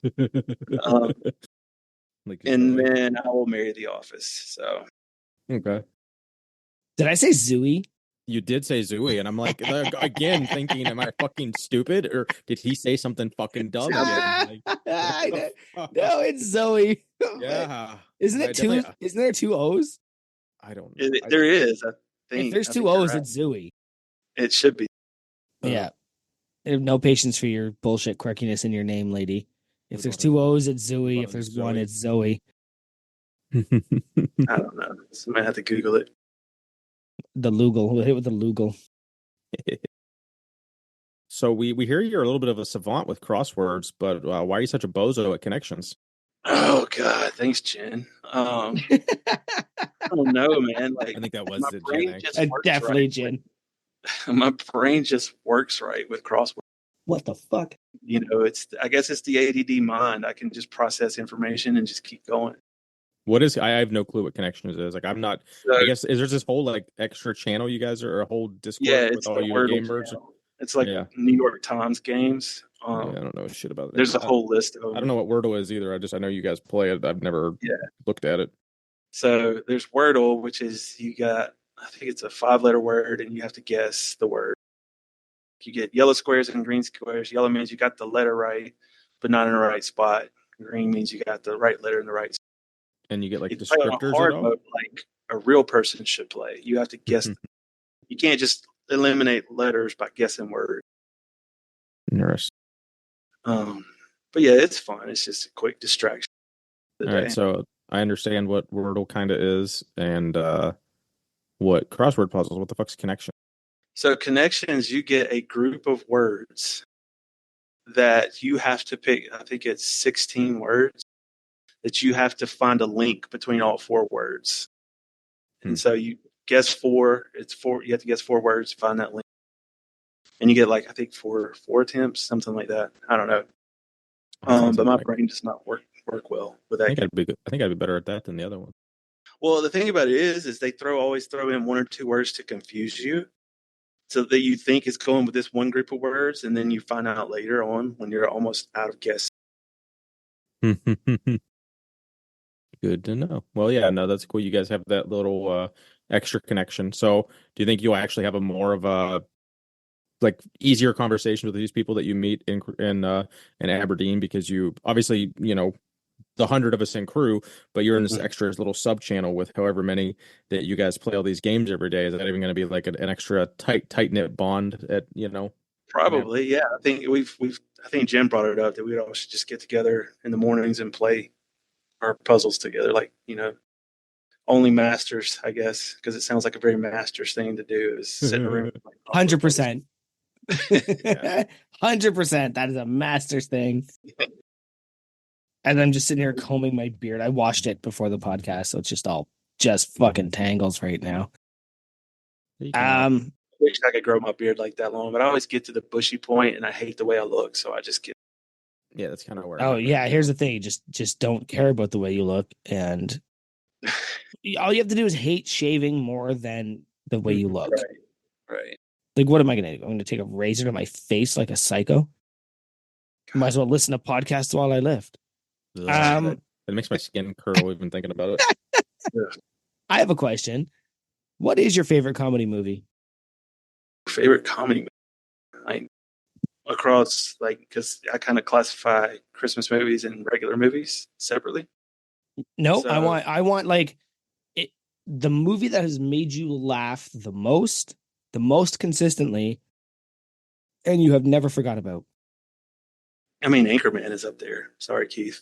No, don't you apologize to him. That movie is fucking. No, I know it's just it brings it out. His anger. He's wrong. I did actually watch a little bit of wrong. I'm sorry to hijack that real quick, but the Tom Brady roast, Will Ferrell came out as Ron Burgundy, Yes, and I've only ever seen Ron Burgundy like as like memes and like little fucking like 90-second clips on Instagram and YouTube and shit. So actually seeing him do like a 4 or 5 minute little monologue was like, okay. I mean, I could see how it's funny-ish, but I don't know. Not really. I wouldn't take that as canon. Okay. There's a Anchorman 2. There's a blooper reel that if you really wanted to see how funny these guys are, it's when he's talking about it's a blooper reel when he's talking about I don't even know if I want to say it. Do you know what I'm talking about, Chad? I'm trying to think. It's been so long since I've seen 2.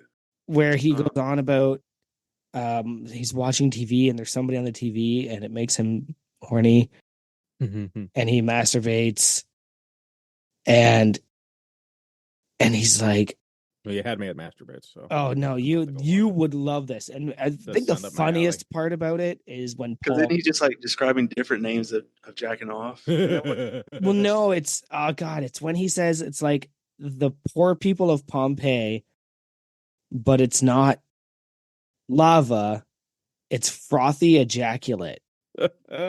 And Paul Rudd fucking breaks. And he breaks so hard. And like these guys in a room are like the funniest people in the world at the time. Yeah. I definitely think, Keith, if you come across that, that's not a good way to word that. Yeah, there's the dick joke. That one. If you happen to find that, or I'll send it to you. Like that does sound funny. I would laugh. If you're gonna like Will Ferrell, you would love that scene. And it did. Oh, Anchorman 2 outtake. Yes, thanks. One of the dozen Ryans. But absolutely, yeah. Maybe you'll like the Anchorman series if you could see that scene. Yeah, if I watch that first, it might, resonate.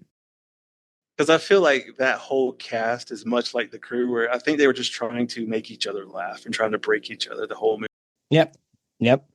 It's definitely worth watching. And even all of the celebrity at the end, like during the big battle scenes, there's one in Yeah. one and one in two, like where Jim Carrey's the Canadian. Yeah. Yeah. It is Zooey, by the way. She does spell it Zooey, so I don't give a Oh, fuck. wow.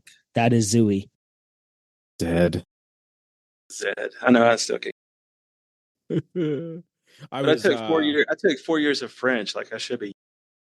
What is Zed in French? It's Zed. I Is think it Zed? Zed. Yeah. Okay, because in Spanish it's Zeta or Zeta if you're talking Castilian. So okay. Well, Chad, you kind of speak French, or you just get barely enough. Uh, So I want to hear some Massonomics terms in French. okay. I'm better at taking the French and putting it into English. So, That sounded dirty, but but when people correct. like It is. come up to me like panhandlers on the street and they ask me for money, I always just say, "Je ne comprends pas." oh, that makes me so happy. I always tell them no thanks, or I just tell them I don't understand what they're. that makes me happy. Eventually, I'm going to run into somebody who speaks French and I call my. That's I'll do. Oh, I want to hear about the gallbladder situation. Is there something going on with that? God, yeah, What'd you do? I had my gallbladder taken out back. Oh, where'd you put it? Put it in the It's in a fridge? safe deposit box, To say just in case. just in case I need. Cryogenically frozen next to Walt Disney. No, I've had gallbladder issues off and on for about 10 years ago. I was a really big boy. I was over like 435 pounds, and then I Damn. lost like 100 pounds in a year. And Kudos. apparently that sets your gallbladder off. So didn't do anything about it then. Then had kind of some attacks back, throughout the years. Never, of course, me being stubborn, never went to the doctor. And What's a finally, gallbladder attack look like or feel like? so it's just this. For me, is this like the first time I had, I thought I was having a heart attack. Just a lot of pressure in my chest. But then you get up, walk around, and you start burping a lot, and you get nauseous. Look at the sun. Yeah, you look at the sun, you sneeze a few times, then you get pissed when you don't. I can't imagine sneezing during a gallbladder attack. Oh, that sounds bad. You might poop. You would probably poop. Yeah, as long as you're in the woods, you're okay. We haven't had a good poop story. I was gonna say that, and I'm so happy you did. No, so this past year, it was in January. I had one, and again, being stubborn, I didn't go until about that happened like on a Friday, early like midnight into Friday morning, and like Monday, I'm looking at myself in the mirror, and I'm like yellow, and my eyeballs jaundice. I should probably go get this checked. And so I went, and they're like, "Yeah, you got some stones blocking your bile duct," and they cleaned those out, and about 3 or 4 weeks. It was in March, and I was just mad. I want my body to rebound as quickly as possible from things like that, and it didn't happen. And the doctor's like, "You can't live for 4 or 5 weeks." I'm not one of those guys that I have to live for my mental health. I mean, it does help, but when it becomes a part of your life, and then it's not all of a sudden you're not in your routine, it kind of messes with you a little bit. So I was not probably the best patient, best person during that time. I was probably a cranky. I'm back and I'm ready. Nice. So you're gonna do a full sanctioned power meet 4 months after surgery. That's pretty fucking awesome. Yeah, I mean they just scope it, so they go in there with the rules. They didn't have to cut me. Oh, they didn't actually take it. Okay. Yeah, there's only like 3 incisions. Gotcha. The worst part, the gas afterwards, because they inflate your belly with gas so they can get it out. And man, you just sound like a outboard motor on a bass boat for about 48 hours. Now you thankfully you didn't have the Gary the Painter effect where you had the issues with his intestines and as he said, farted out of his dick. So that's Well, so I guess isn't the gallbladder the one that they can take out and it doesn't affect anything, or am I getting that mixed up with another organ Yeah, then? it just depends on the person. Like So you just said no, I want to keep it. yeah, I mean they can take it out, but some people like they do have some effects as far as like as soon as they eat, they got to go to the bathroom, kind of thing. I'm pretty fortunate, and then my nutrition coach, he kind of got me on some stuff, has helped. So taking some digestive enzymes and a couple of others. That gut health kombucha. Yeah, Yeah. you're thinking of the appendix. The fuck you, yeah. The appendix. You actually are right. The appendix is what we were talking about. Yep. Okay, that makes more So, sense. So so Jay, I gotta ask. I had a discussion the other day. Do you say affluent or affluent? Affluent. we get that one Affluent. right. I say affluent. Man, it's just anyway. I would say ostentatious. We also say Talladega, so I don't know if I can trust you on anything you say, Chad. I am a dwarf and I'm digging a hole. Talladega hole.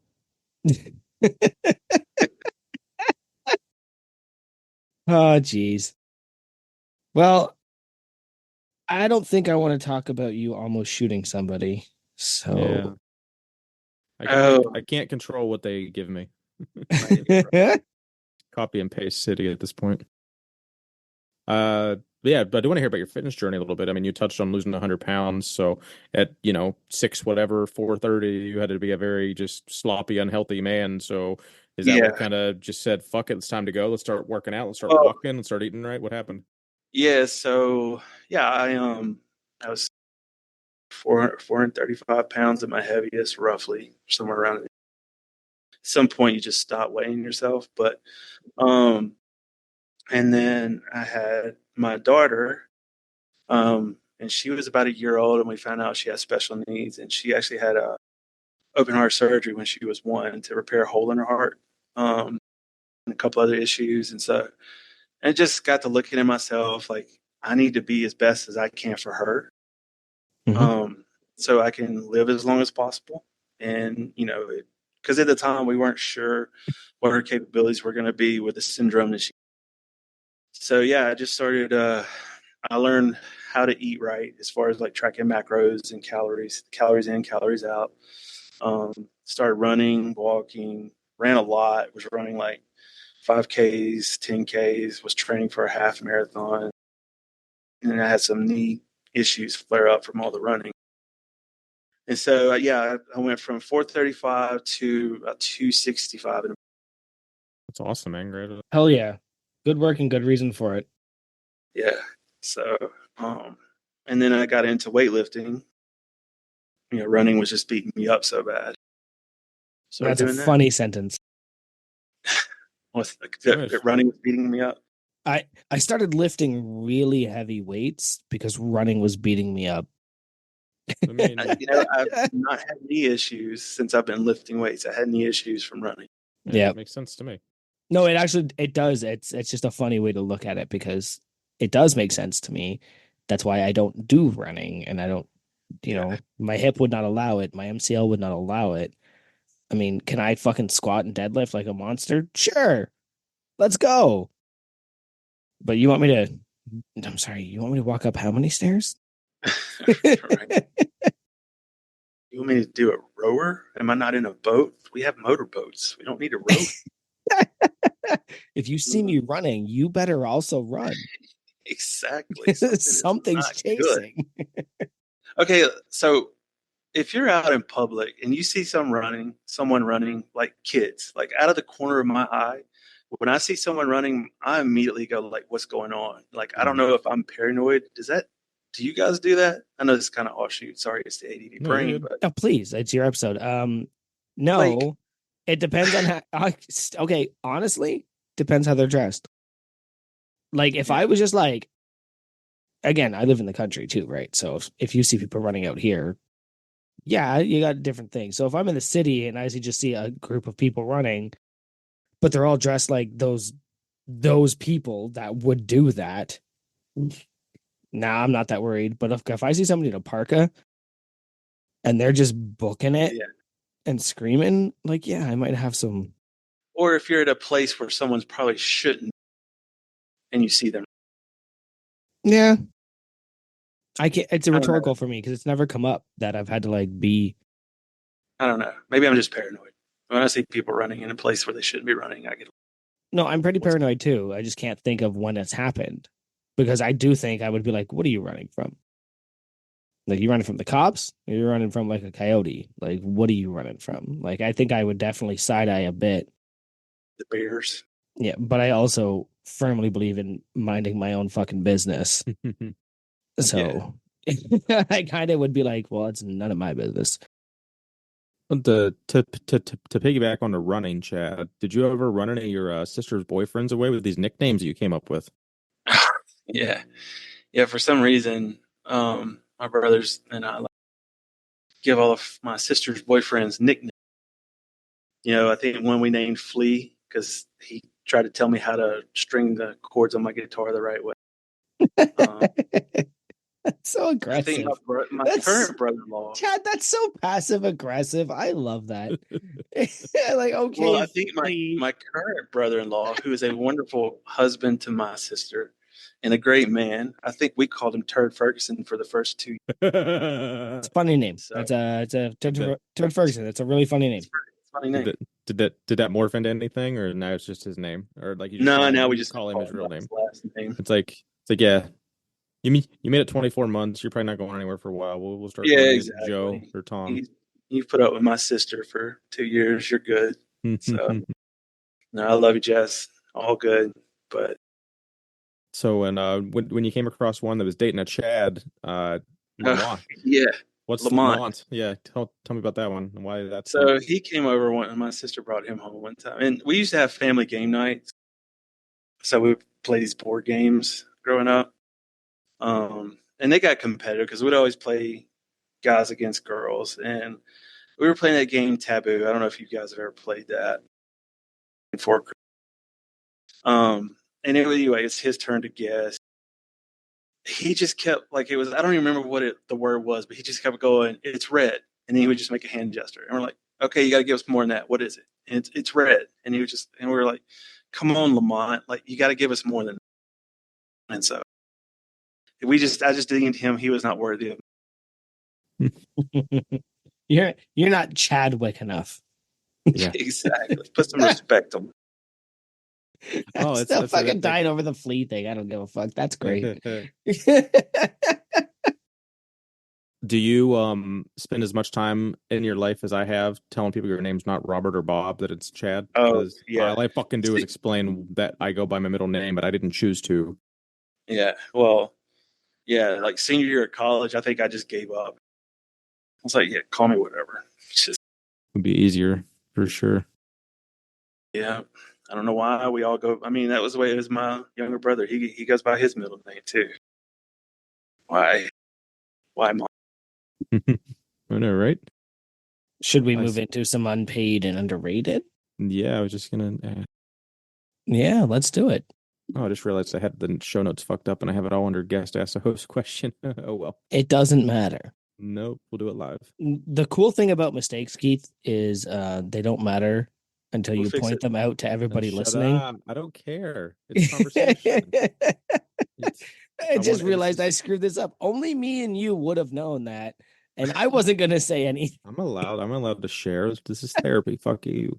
Chad, you're familiar with the game. Well, we'll go over the rules on this one since we botched the first one. So, unpaid or underrated is a game we came up with. We made it up all by ourselves. So, unpaid is something you think is awesome. Nope, unpaid sucks. Fuck, I'm butchering that too. So, yep. Jesus. So underrated's good, obviously, and unpaid sucks because no one wants to be unpaid.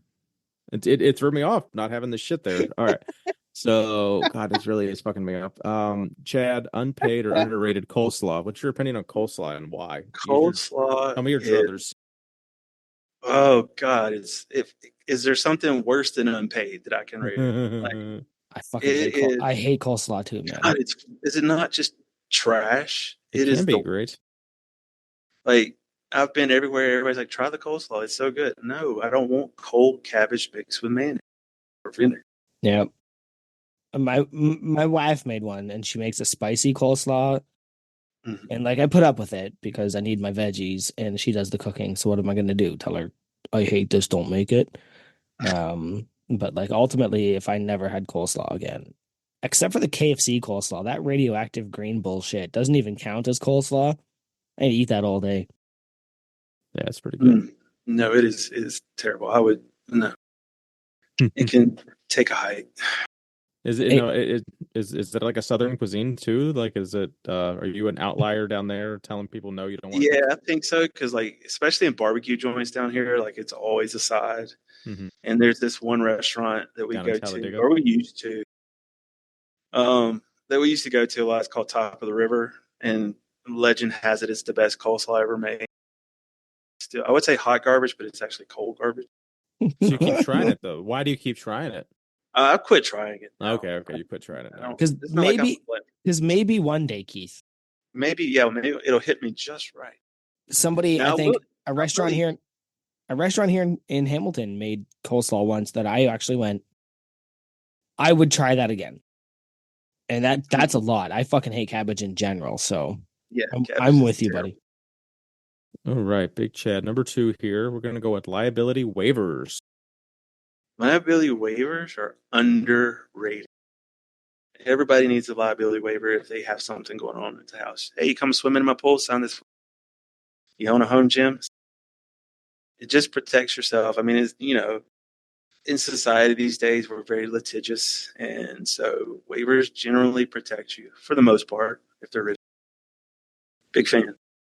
And I'm thankful that you helped jot one down for Big Keith and the wine cellar. So I actually made Joey sign one last week, and the one thing I didn't go back and look to see if he actually spelled out fucking ZED in his name at all. Actually, I'm shocked. I didn't even fucking read it because I was just Did he, like, did he sign it Daffy Duck? I I know hope it's he not. didn't. I hope he signed it that right. would be really well. Technically, in Canada, at least, as long as you have verified my identity, no matter what I sign, it's legal. Hmm. Right. Really? So even if I signed "Go fuck yourself, Keith," the fact that I picked up that paper and signed it, and you Mm. know who I am, technically, I'm fairly certain because That was I mean only in Canada, so I sign yeah. contracts for a living. So like somebody's like, "What if I put a smiley face?" And I was like, "Then it's gonna be me versus you in the lawyer's room," and like it's gonna come down to that. That's funny. So We actually did have to have a little bit of so if anyone unfamiliar, I have a banner in the gym that I have people sign, and the only caveat is it's got to be your second visit, or you have to have driven over an hour. And Joey hit the mark on that, and I was like, just please, just literally your name and the date, and he did the right thing. He didn't do anything. I would He didn't never. That's what I he said to didn't him. I was like, Joey it "Man, up. I will fuck you up most days, but like I know what this means to you. Like I'm not Sure. new to this, so I would definitely be nice on this one." But yeah, I also I did not read that thing at all. Well, Chad I wrote it, I and hope I then don't owe you. I hope I don't owe you my kids or blood or something. But I was get just that. like, I'm not gonna hurt myself, and if I do, I don't care. It's my fault. Like I'll sign here. That's the general consensus. Just Exactly. more to cover my own ass. All right, Chad. What do I want to pick for my last one here? So, unpaid or underrated doorbuster deals. Fuck doorbuster deals. That's unpaid. I hate that word, man. I know. I don't know why that word angers me so much, but it does. I think it's because I worked retail for years, Oh, that would do it. and yeah, so just hate that. I don't know why. Because And everybody has words that just like grinds their knurling, right? Mhm. Like and was that a so. loss leader concept? Like what does doorbuster mean to you? No, it's just an, it's the doorbuster sales that go on your Black Friday. Yeah, like Mm. the first 50 people in get this sale, and then it's Yeah, gone. We only Mm. have you can get 50% off, but only for the first 20 that are on the display floor. Or only it's only valid 8 a.m. to 10 p.m. or 8 a.m. to 10 a.m. that is. No, I get it. Yep. That's why Chad hates it. Must be an American thing. All right, you're up, Big Joey. All right. Unpaid or underrated? Overalls. overalls. Oh, shit. Now we're going back Now, to kindergarten. This one. yeah, we're not talking the like coveralls that you wear as a mechanic. Yeah. We're talking Farmer over the John's. shoulder Uh-huh. denim, pocket in Yeah. the chest overalls. For my life, they are unpaid because in kindergarten, can't use the bully word. I got roasted. Overalls to school one day, and I think I came home crying to my mom, like I never want to wear them again. They called me Farmer Jones, man, that. Um, so overalls for me are See, ironically, my wife wears them now, and I'm like, those look pretty practical. well, yeah. I mean, like they came back into fashion like when I was in like junior high school, and I still was like, nah, I'm not. Nah, nah. My PTSD says I can't do that. Exactly, I'm not gonna be called Farmer. Is that gonna be your Instagram handle next week? It might be Big Farmer Jones. Big Farmer Jones. Unpaid or underrated Hooters. Hooters. I would have to say unpaid. Are we talking the Really? restaurant or the? We're Yeah. talking owls, buddy. Okay. Oh, nice pair of Hooters you got there. I'm No, literally the holding restaurant. owls. Um, no, the restaurant is unpaid. I mean, the food's mediocre at best. And like I think I said in Discord today, the last time I went with my brother and some friends to watch SummerSlam back in I think 2004, the pay-per-view. Oh wow, so it's Ima- been Imagine like getting everybody together and you're like, guys, you know what we're gonna do tonight? We're gonna go to Hooters. I heard the food here is great. You'd be such a liar to everybody there. something a bozo would say. It is a bozo move. And then you go and ask for the breasts.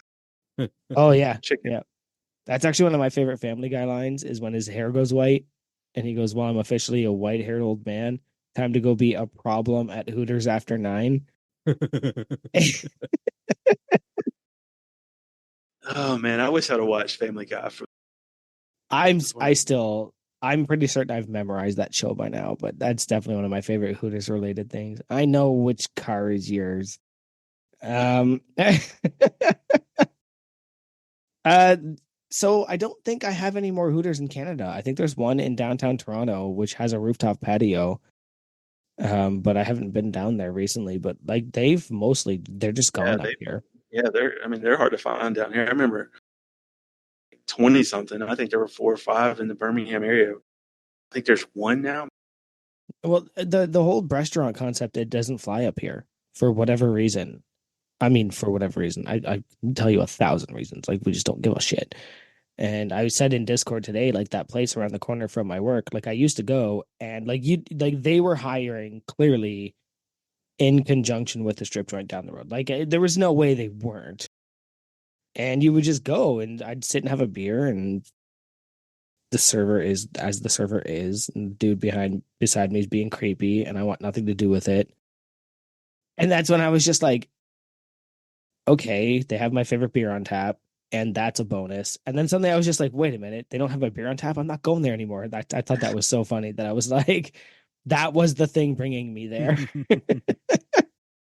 I'm such a fucking old man. I can't even anymore. Welcome to the club. Yeah, like I'm not even I'm not dealing with you. I had a wife at home. I don't want to deal with this. All right. I think I have one more. Yep. Unpaid or underrated Creed. Creed? Okay, so 2 years ago I would have said totally unpaid. But with the resurgence of it, I'm gonna go underrated. I don't know if it's the nostalgia thing that has kind of gotten everybody back. I would go unpaid. In fact, my alarm is a Creed song. Didn't you see them? Yes, I did see them. Me and my brother, sister, and one of our friends went. We saw them and Seven Dust open. And I will say Seven Dust blew them off stage. Yeah, Like, Seven Dust is pretty fucking incredible. LJ for is some reason, my brothers and I have seen Seven Dust like 10,000 times. I don't know if it's because they were based in Atlanta and they were Birmingham a lot. So okay. we just happened to see Seven Dust. Damn good show. I'm seeing Creed about 6 days after the Lift Hard Live Easy. Yeah, we're pretty excited about that. All right. Well, it sounds like you passed unpaid and underrated. Yeah. I think if you could give us a quick ad read there, Keith, while you're frozen, I'll be back in a second.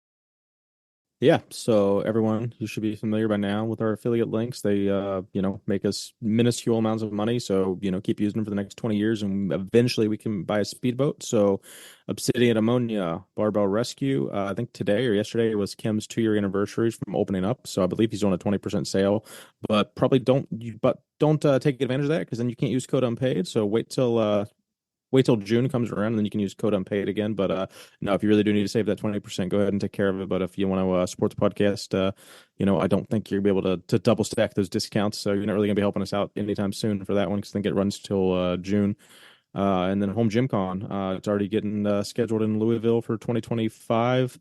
I'm not sure if the boys are going to make it out this year, just because it is going to be the end of June. So assuming there's a Lift Hard, Live Easy 2025, might make it kind of difficult for a lot of people that are traveling to do two big trips. But I'm still on the fence, but more than likely will end up getting my Home Gym Con tickets, and I will be using code unpaid. All Louisville's a right. fun. So Is you that guys like is that how you say it? Because that's been a big hot topic. Is it Louisville? Is it Louisville? Is very it much in like Talladega? Like I don't it's like Louisville. That's how Louisville. Louisville. Louisville. That's yeah. Right on. I don't think I say yeah. I don't say Louisville or Louis. Louisville. I definitely don't say Louisville. So I think it's just Louisville. I'd say Louisville, not Yeah. Louisville. Yeah, that's none of those sound right. Big shout out to Scott Dodds as well for my shirt at your gym. Like that was a lot of fun too. He's Yeah, I got to figure out where I'm gonna put this sticker. It's almost like log worthy, but I'm right now I only have like my gym and our podcast on the log, so I'm debating on what I'm gonna put on there. The rest of it. I'm pretty certain Dodds is log worthy. Yeah. I've got one here myself that I keep trying to figure out where to put. Go ahead, Chad. When are we gonna get some Dilf Dungeon stickers? You know what? You know who recently discovered our podcast? The designer for Deadlift Till I'm Dead. Who, Nice. I when she messaged me, it was like, "You have a podcast," and I was like, "Do you have any clue how much I talk about you on this podcast?" And so she has offered, and we've come to not a price agreement, but at least a size agreement. She's going to design the Dilf Dungeon banner, the first Dilf Dungeon banner. And then if I can get the vector, like if I can pay for the design and own it, then I'll probably do stickers at some point. So I think someone asked us a while ago what we would do if we didn't have this podcast, or if what was it? It was something in the extent of like if we had to host our own podcast, or if we had to do a different podcast, what would it be? And I can't really remember exactly what it was, but I had a thing the other day. I was thinking if you and I did a spinoff podcast that was Unmastonomics related, it would be the name of it would be the Dilf and the Dink or something to that extent, because as Yes, you are a day cat. yeah, dual income, no kids, and then the dad I'd like to friend or follow. What was it? The dad I'd like to follow on Instagram. Yeah. So I something that hit me the other day. I think I don't remember what I was just. It hit me. I was like, oh, that would actually be funny if we had to do a It'd be really funny. if Tommy and Tanner decide to sue us and try to take this podcast away from us, and we have to change it up on them. And I guess we'll just that's Speaking of, alternative. right before we go into the generally one of the last sessions we do here, there was a thing when you were on the Massonomics podcast that was really exciting for me, and I think I just want to shout it out. You had said we are reaching our 1 year, and Tanner said it's not a direct quote. I'm sorry, I didn't write it down, but something along the lines of, "I knew if anybody was going to do it, it would be you three." Mm-hmm. So, Yeah. hell yeah. Thank you so much to Tanner for, seeing us, believing in us, sponsoring us. But also like, thank you to the crew that continuously comes on. We have had no cancellations, no shows. People are excited to come on. Everybody wants to be here. Like, yeah, that I remember that today when I was I think I was doing something in the backyard. I was just like, that's awesome. Well, and I think when we meet up in July, like listening to all these episodes, like you feel like, I mean, yes, we are friends in Discord, but when you listen to these episodes, like you have things to talk about. Yeah, And that's pretty awesome. I mean, I don't know any other communities like that. That's literally why I do it. That's like the whole reason of why. If anyone notices, there's a fucking trend leading them to lift hard, live easy. Like, unless Joey scheduled it, whoever's going to be on the podcast is probably going to be in Aberdeen in July. So it's just outside of a handful of other people that we snuck in there. Like, I try to front load the year, or at least, I mean, we've only been doing it for a year, but like, it's strategic that if you made the financial and time commitment to come to Aberdeen, you got major priority to be on the podcast first. And that's selfish for me too, because like I want to be able to have, I'm a very, like, I get massive anxiety in public settings. So the fact that if I've already talked to you for fucking 2 hours on a podcast, I'm gonna have no problem coming up to you, shaking your hand, talking to you in Tanner's backyard, versus why am I going to waste 2 hours talking to someone that I might never meet in person when I could do all these people that I'm going to meet in person first. So they're always going to front load priority, people that, put a priority and lift hard, live easy, and the Arnold and Crew Falls and all that shit. So Speaking of that, though, there are some. I did get a few good names at the Arnold. Like, don't deny that. Like, they may not be going to be at the Lift Hard Live Easy, and most of them are going to be. Yeah, it was more of a I got to build some onto what good Chad. names. Yeah, it wasn't that you didn't. It was more to build on what Chad had said. Actually, most of the people I got are going to be there. Oh no, that's why the one that wasn't, he had a conflict anyway, so I was able to push him back a month and get Big Matthias Cash scheduled, who will be there. So that was kind of cool. Mattias? Yeah, that guy, the one that fucking is strong as shit with the cats in the basement. Love that guy. Oh man, and also I think we are all on the same flight out of Minneapolis, St. Paul to Aberdeen. So I feel really bad. No. Yeah, that's.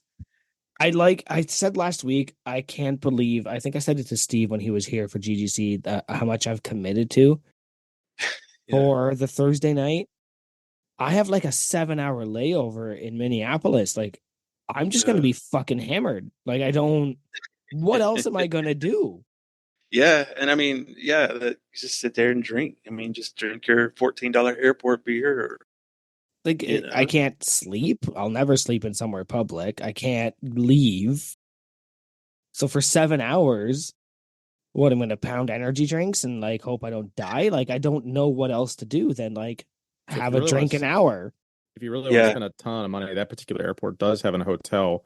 Like, it sucks because you still got to like go to it, but it's attached. I think it's attached, but there's not security anymore, so you still have to go all the way back around to get in. But that's what we did coming back on that Sunday, the Sunday was like we had a 7-8 hour layover in MSP, and we just went and got fucking paid the $200 to get a hotel room and just went to bed for 5 hours, and it's $200.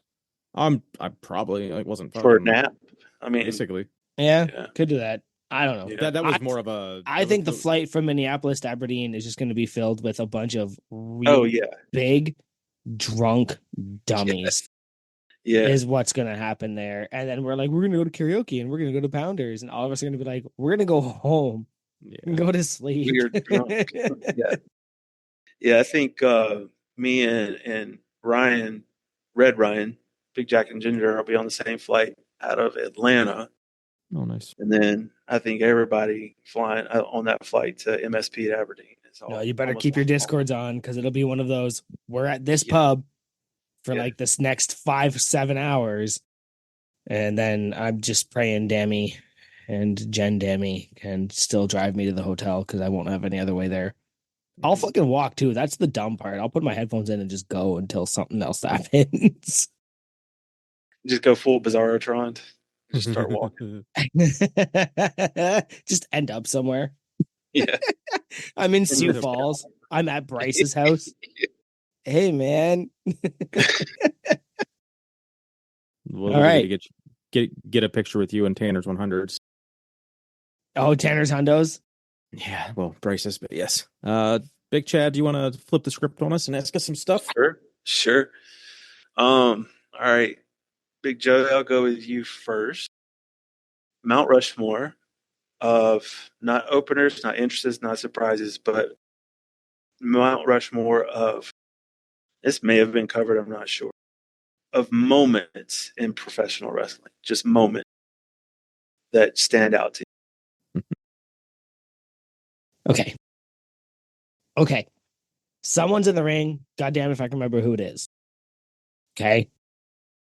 And They're out there shooting a promo, and Paul Heyman comes running down the ramp. And he says, "Help me, he's coming for me." The person shooting the promo says, "Who?" The flames hit, Kane's entrance music hits. Kane comes down. Incredibly timed. Incredibly just like everything about that was amazing because that was when Kane was at his scary. Mm-hmm. And I had nightmares about that, man, when he was after he removed his mask and became Monster Kane. That was so fucking well done. It's not even funny. Okay. Obviously, these are not in any order. Sure. Sabu returns to respond to Taz. The lights turn on. Sabu's in the ring doing his pointing up thing. Taz is on the other side of the ring with his arms crossed, not moving. Mm. If you didn't piss your pants watching that live, you're not a wrestling fan. Right. I'm such a Taz fan. It's not even funny. Oh, what else? The Fiend's first entrance. You'd seen the Fiend. You'd seen Bray Wyatt. You had seen everything that was coming.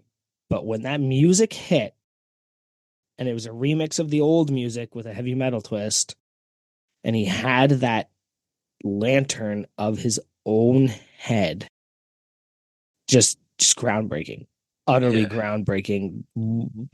Yeah. And then I got to go on a personal note because it's also Bray Wyatt.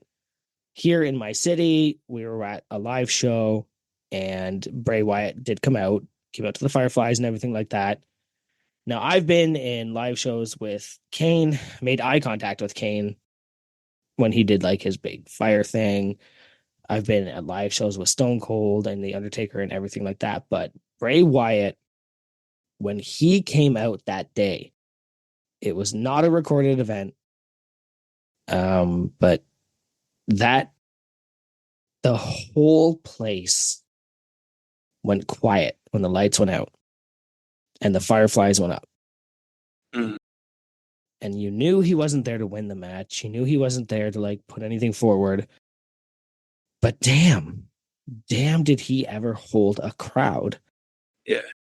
And then one last one that I think, we'll put it in the gift shop of the Mount Rushmores. When Charlotte came out at that same event, and I looked down and there were little girls at that wrestling event, amped, to be at a wrestling event. Little girls at a wrestling event, excited to see Charlotte. Yeah. That's when I knew like the change was coming in wrestling, that it wasn't nerdy boys club anymore and that little girls could like it too. I choked up watching that happen. When that little girl like reached out and Charlotte hugged her at that event I was at, I was just like that's it. Things are going different. Things are changing. This is important to us. Very cool. Very cool. I'm glad you didn't go with the stereotypical Andre the Giant being body slammed. Hell in a Cell. Andre the Giant being body slammed, I was 2.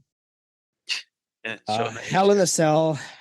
I mean, that's a big event, but like it didn't affect me personally. And every story about wrestling I try and tell is about how important it is to me and my life.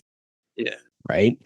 The Undertaker retiring wasn't Mark Calloway after 45 years retiring. The Undertaker retiring was because I have loved The Undertaker for 45 years or whatever, like he's at like years. Yeah. Like that's wrestling is a very important and personal thing to a lot of people.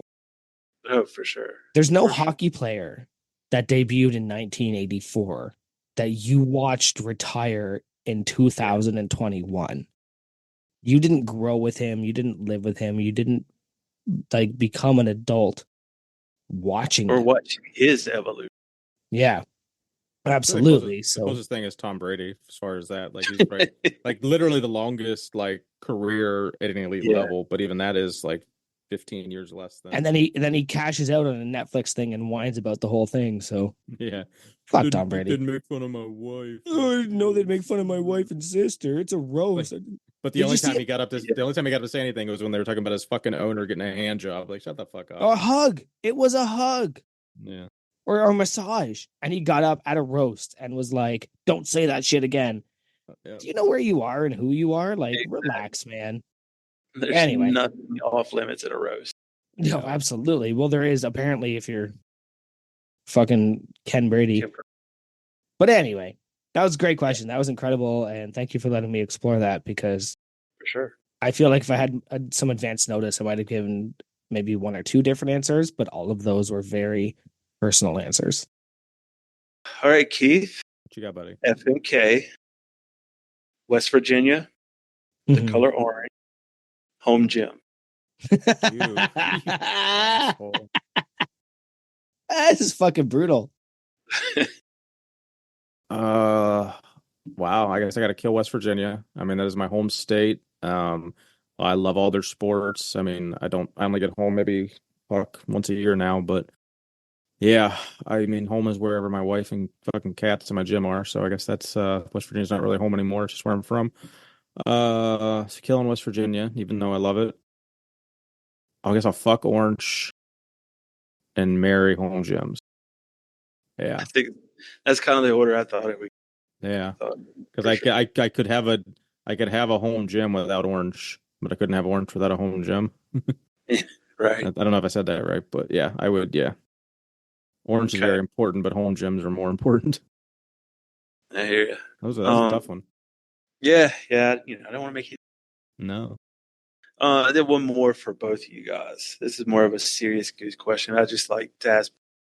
Let's say you knew, hey, Will Smith and Men in Black are coming here and they're going to erase my memory, but they're going to allow me to hold on to one single memory for my entire life.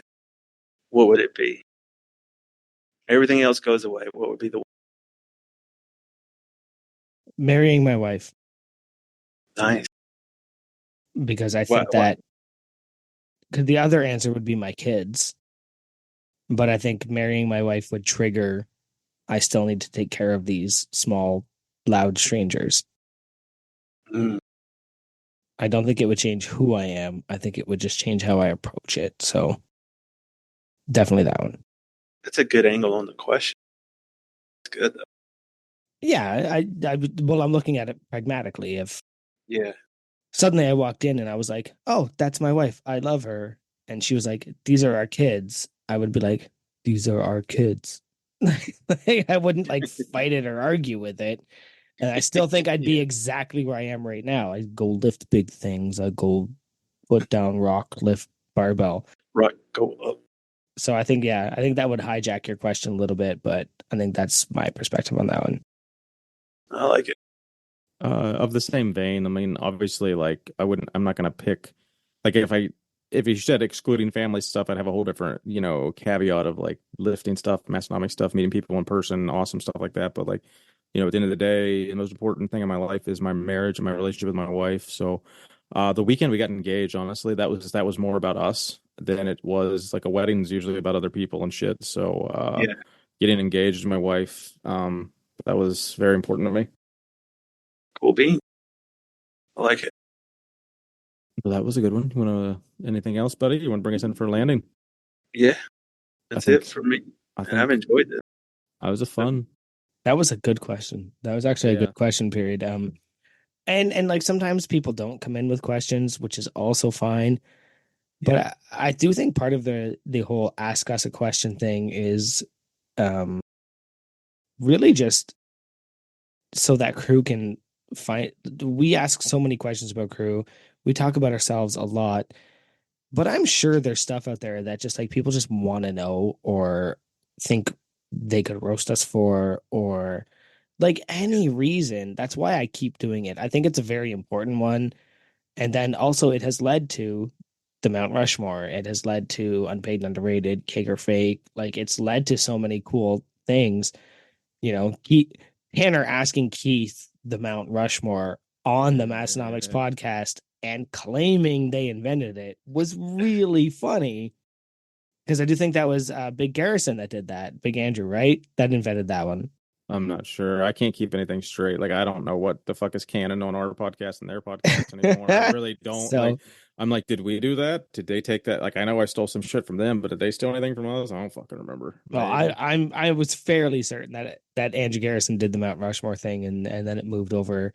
Sounds But I fair mean, to me. it's just like it's not about us talking about ourselves. It's genuinely about like, what if you could ask me anything and I had to tell you honestly, I would, I think it right? makes for me, Yeah. I think it makes us better podcaster. It makes me a better podcaster because getting like blindsided with questions, it makes me kind of go like, oh, this is fucking hard. Like we get to ask all these easy layup questions for people because they're like cherry picked for them, but every now and then we kind of might have a little deeper or harder hitting one, but we get hit with shit that usually does like throw us off. So it always would be nice to have. Because that's what we talked about. I think I asked Tanner, was like, did you guys ever think about like giving these, asking someone the Mount Rushmore question like a couple hours in advance so they can kind of prepare? He's like, no, never. And I was Nope, like, nope. but my for sure, everyone's answers would be 60% different if you gave them an hour to think about it. But it's just like it is. So it's like I don't know how honest our answers are when it's so spur of the moment. Is it the brutally honest, or is it just like you forgot like the one thing that really did mean something to you? You just couldn't put your brain wasn't working that day. So you always have to have a little caveat like with that to it. So I don't know, but I enjoy it. It's one of my favorite segments, right up there with Joey's silly question of the week. I was thinking about that the other day. Yeah, I gotta, that's a good joke. I think we retired at like episode 20 or something probably. Oh, I just couldn't keep up. It was so I can hard to imagine. like, So continue much coming pressure. up with those. Yeah. I mean, some of them were very effective and have led to Hmm. canon For in the sure. Discord. But I just couldn't keep coming up with them. Like it's I might need not to that do easy. might need to do Was like was the soup and salad, was that one, or was that I just a think it was Yes. comment? I think it Soup was and just salad yeah. was one. It still lives Okay. on. I Yep. think chicken cheesecake was a very funny answer. I don't give a shit. That was very funny. I Oh, I screenshotted just that. got it. Like, so I got the cheesecake part, but I didn't. Oh, that's my two fucking things, you fucker. That's funny. Okay, now I actually got that. Yeah, I It is. screenshotted that and sent it to Morgan, and I was like, I don't give a fuck what Discord says. That was a good answer. Well, if you explained it, honestly, this is why we explain jokes because I didn't get that when I read it the first time that it was a dig on me twice. That's pretty good. Or sometimes our own sense of humor is too good that the other person just fucking doesn't get it. But so much of the shit, like I'm reading Discord like on the fly sometimes too, and it's like, you know, almost like need a full-time job to actually like consume every bit of Discord like to its full extent. With that said, I think you just need to get some AI hired to just Hmm. completely go over it, and then they'll come up with memes where they just take a sentence and put it over in Always Sunny Philadelphia clip, and that would Yeah, I get mean, you. Thought it is was that why always Big Matt's not on tonight? He's just too busy diving into more Sunny in Philadelphia. Oh, he's just got so many followers. He's just so overburdened with followers from his AI memes. they Um, are too. Like if you make a comment on one of those and it's kind of witty and it gets response, like I'm still getting fucking notifications from a mhm. comment I made on one of his like viral reels like 6 months ago. Yeah, I'm me like, too. what the fuck? I don't need these notifications anymore. Fuck off. And it's I'm like gonna from no delete. one. It's from like no mutuals too. It's like it's Yeah, 100 people that you just don't follow you, and I'm like, oh, okay, that's just weird. I guess it was Yeah. a funny comment though. So anyway, that's why he couldn't come out tonight, is he's too Yeah. busy making chat GPT. Hopefully, it makes it out to lift hard. I mean, it'd be nice to see him again.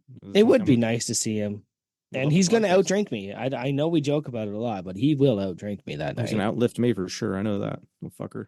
He's a very strong man. he is a very Mhm. strong. I wish he had the video of his because he posted the story where his log went over his head and like fucked up his platform. And I'm like, oh man, I wish like that would have like yes, we're glad you're safe, but fuck that would have been a good video. Like that would like as someone that posts like every single time that I hurt myself or miss a lift or like hit my head or something, like oh there it's good content.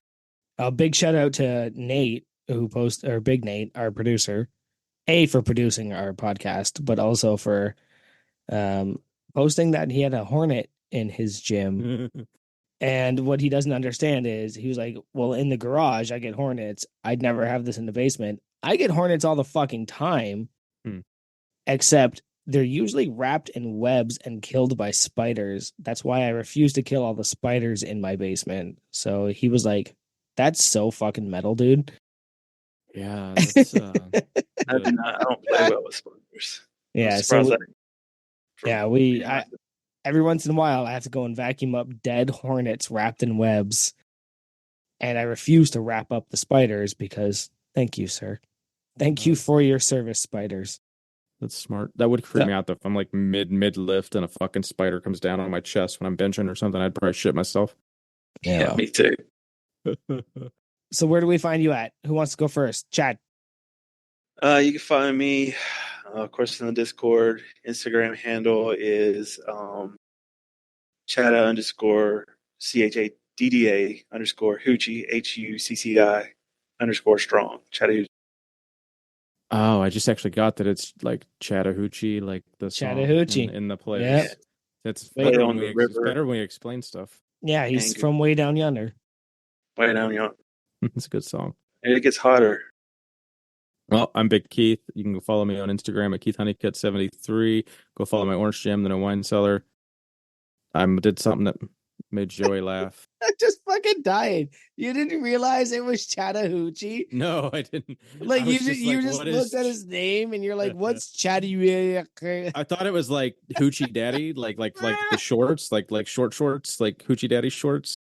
So Chattahoochee, like because he's I don't know, he wears fucking shorts. I don't know. Fuck you guys. And earlier I was just like, I think Chad blocked me. I can't find Big Hanging Chad Yeah, anywhere. You definitely texted me that. Yeah, I was like, I think he blocked me or something. Like, I can't find him. And you're like, no, he's Big Chattahoochee. And I was like, of course I fucking follow Big Chattahoochee way down yonder. Like, he eats hotter than the Hoochie Coochie. Like, of course I follow that guy. Alan Jacks. What the All fuck right. is it? So Chattahoochee isn't a place. Is that just like a? Is it just like a body of water that like Yeah, rednecks it's say a like? river. It's a Oh, river. because it's actual river. Okay. Chattahoochee Hoochie. Fuck you with your fucking names. God damn it. You're fucking just Like I said, I was gonna line them all up. I'm like, this is gonna throw me, so I'm gonna leave it for a while. You're fine. I just think At least I'm not like big Iowa Ryan and changes it like every other day. God, and his fucking profile and the picture. profile pictures every 2 fucking days. Like, granted, like I just changed my profile picture like a couple months ago, but like it'll probably stay that like indefinitely, just because it's like just God. But it was very similar to the original one. It was just a better quality picture. So, Joey, where are they gonna find you at, buddy? Underscore fucking still fucking lost about age. Yeah. You just didn't. That's gotta be. And you're the country music fan, like. the Hoochie. I just fucking saw the shorts. Hoochie fucking shorts. I don't fucking know. All right. Yeah, I'm underscore Joey underscore let's go. I'm Elise ZKO. I think that's it. That's all I do now. Don't follow me anywhere else. Instagram, Unpaid and Underrated Podcast. Website, Unpaid Intern Podcast. Go follow us on YouTube. See you next Tuesday.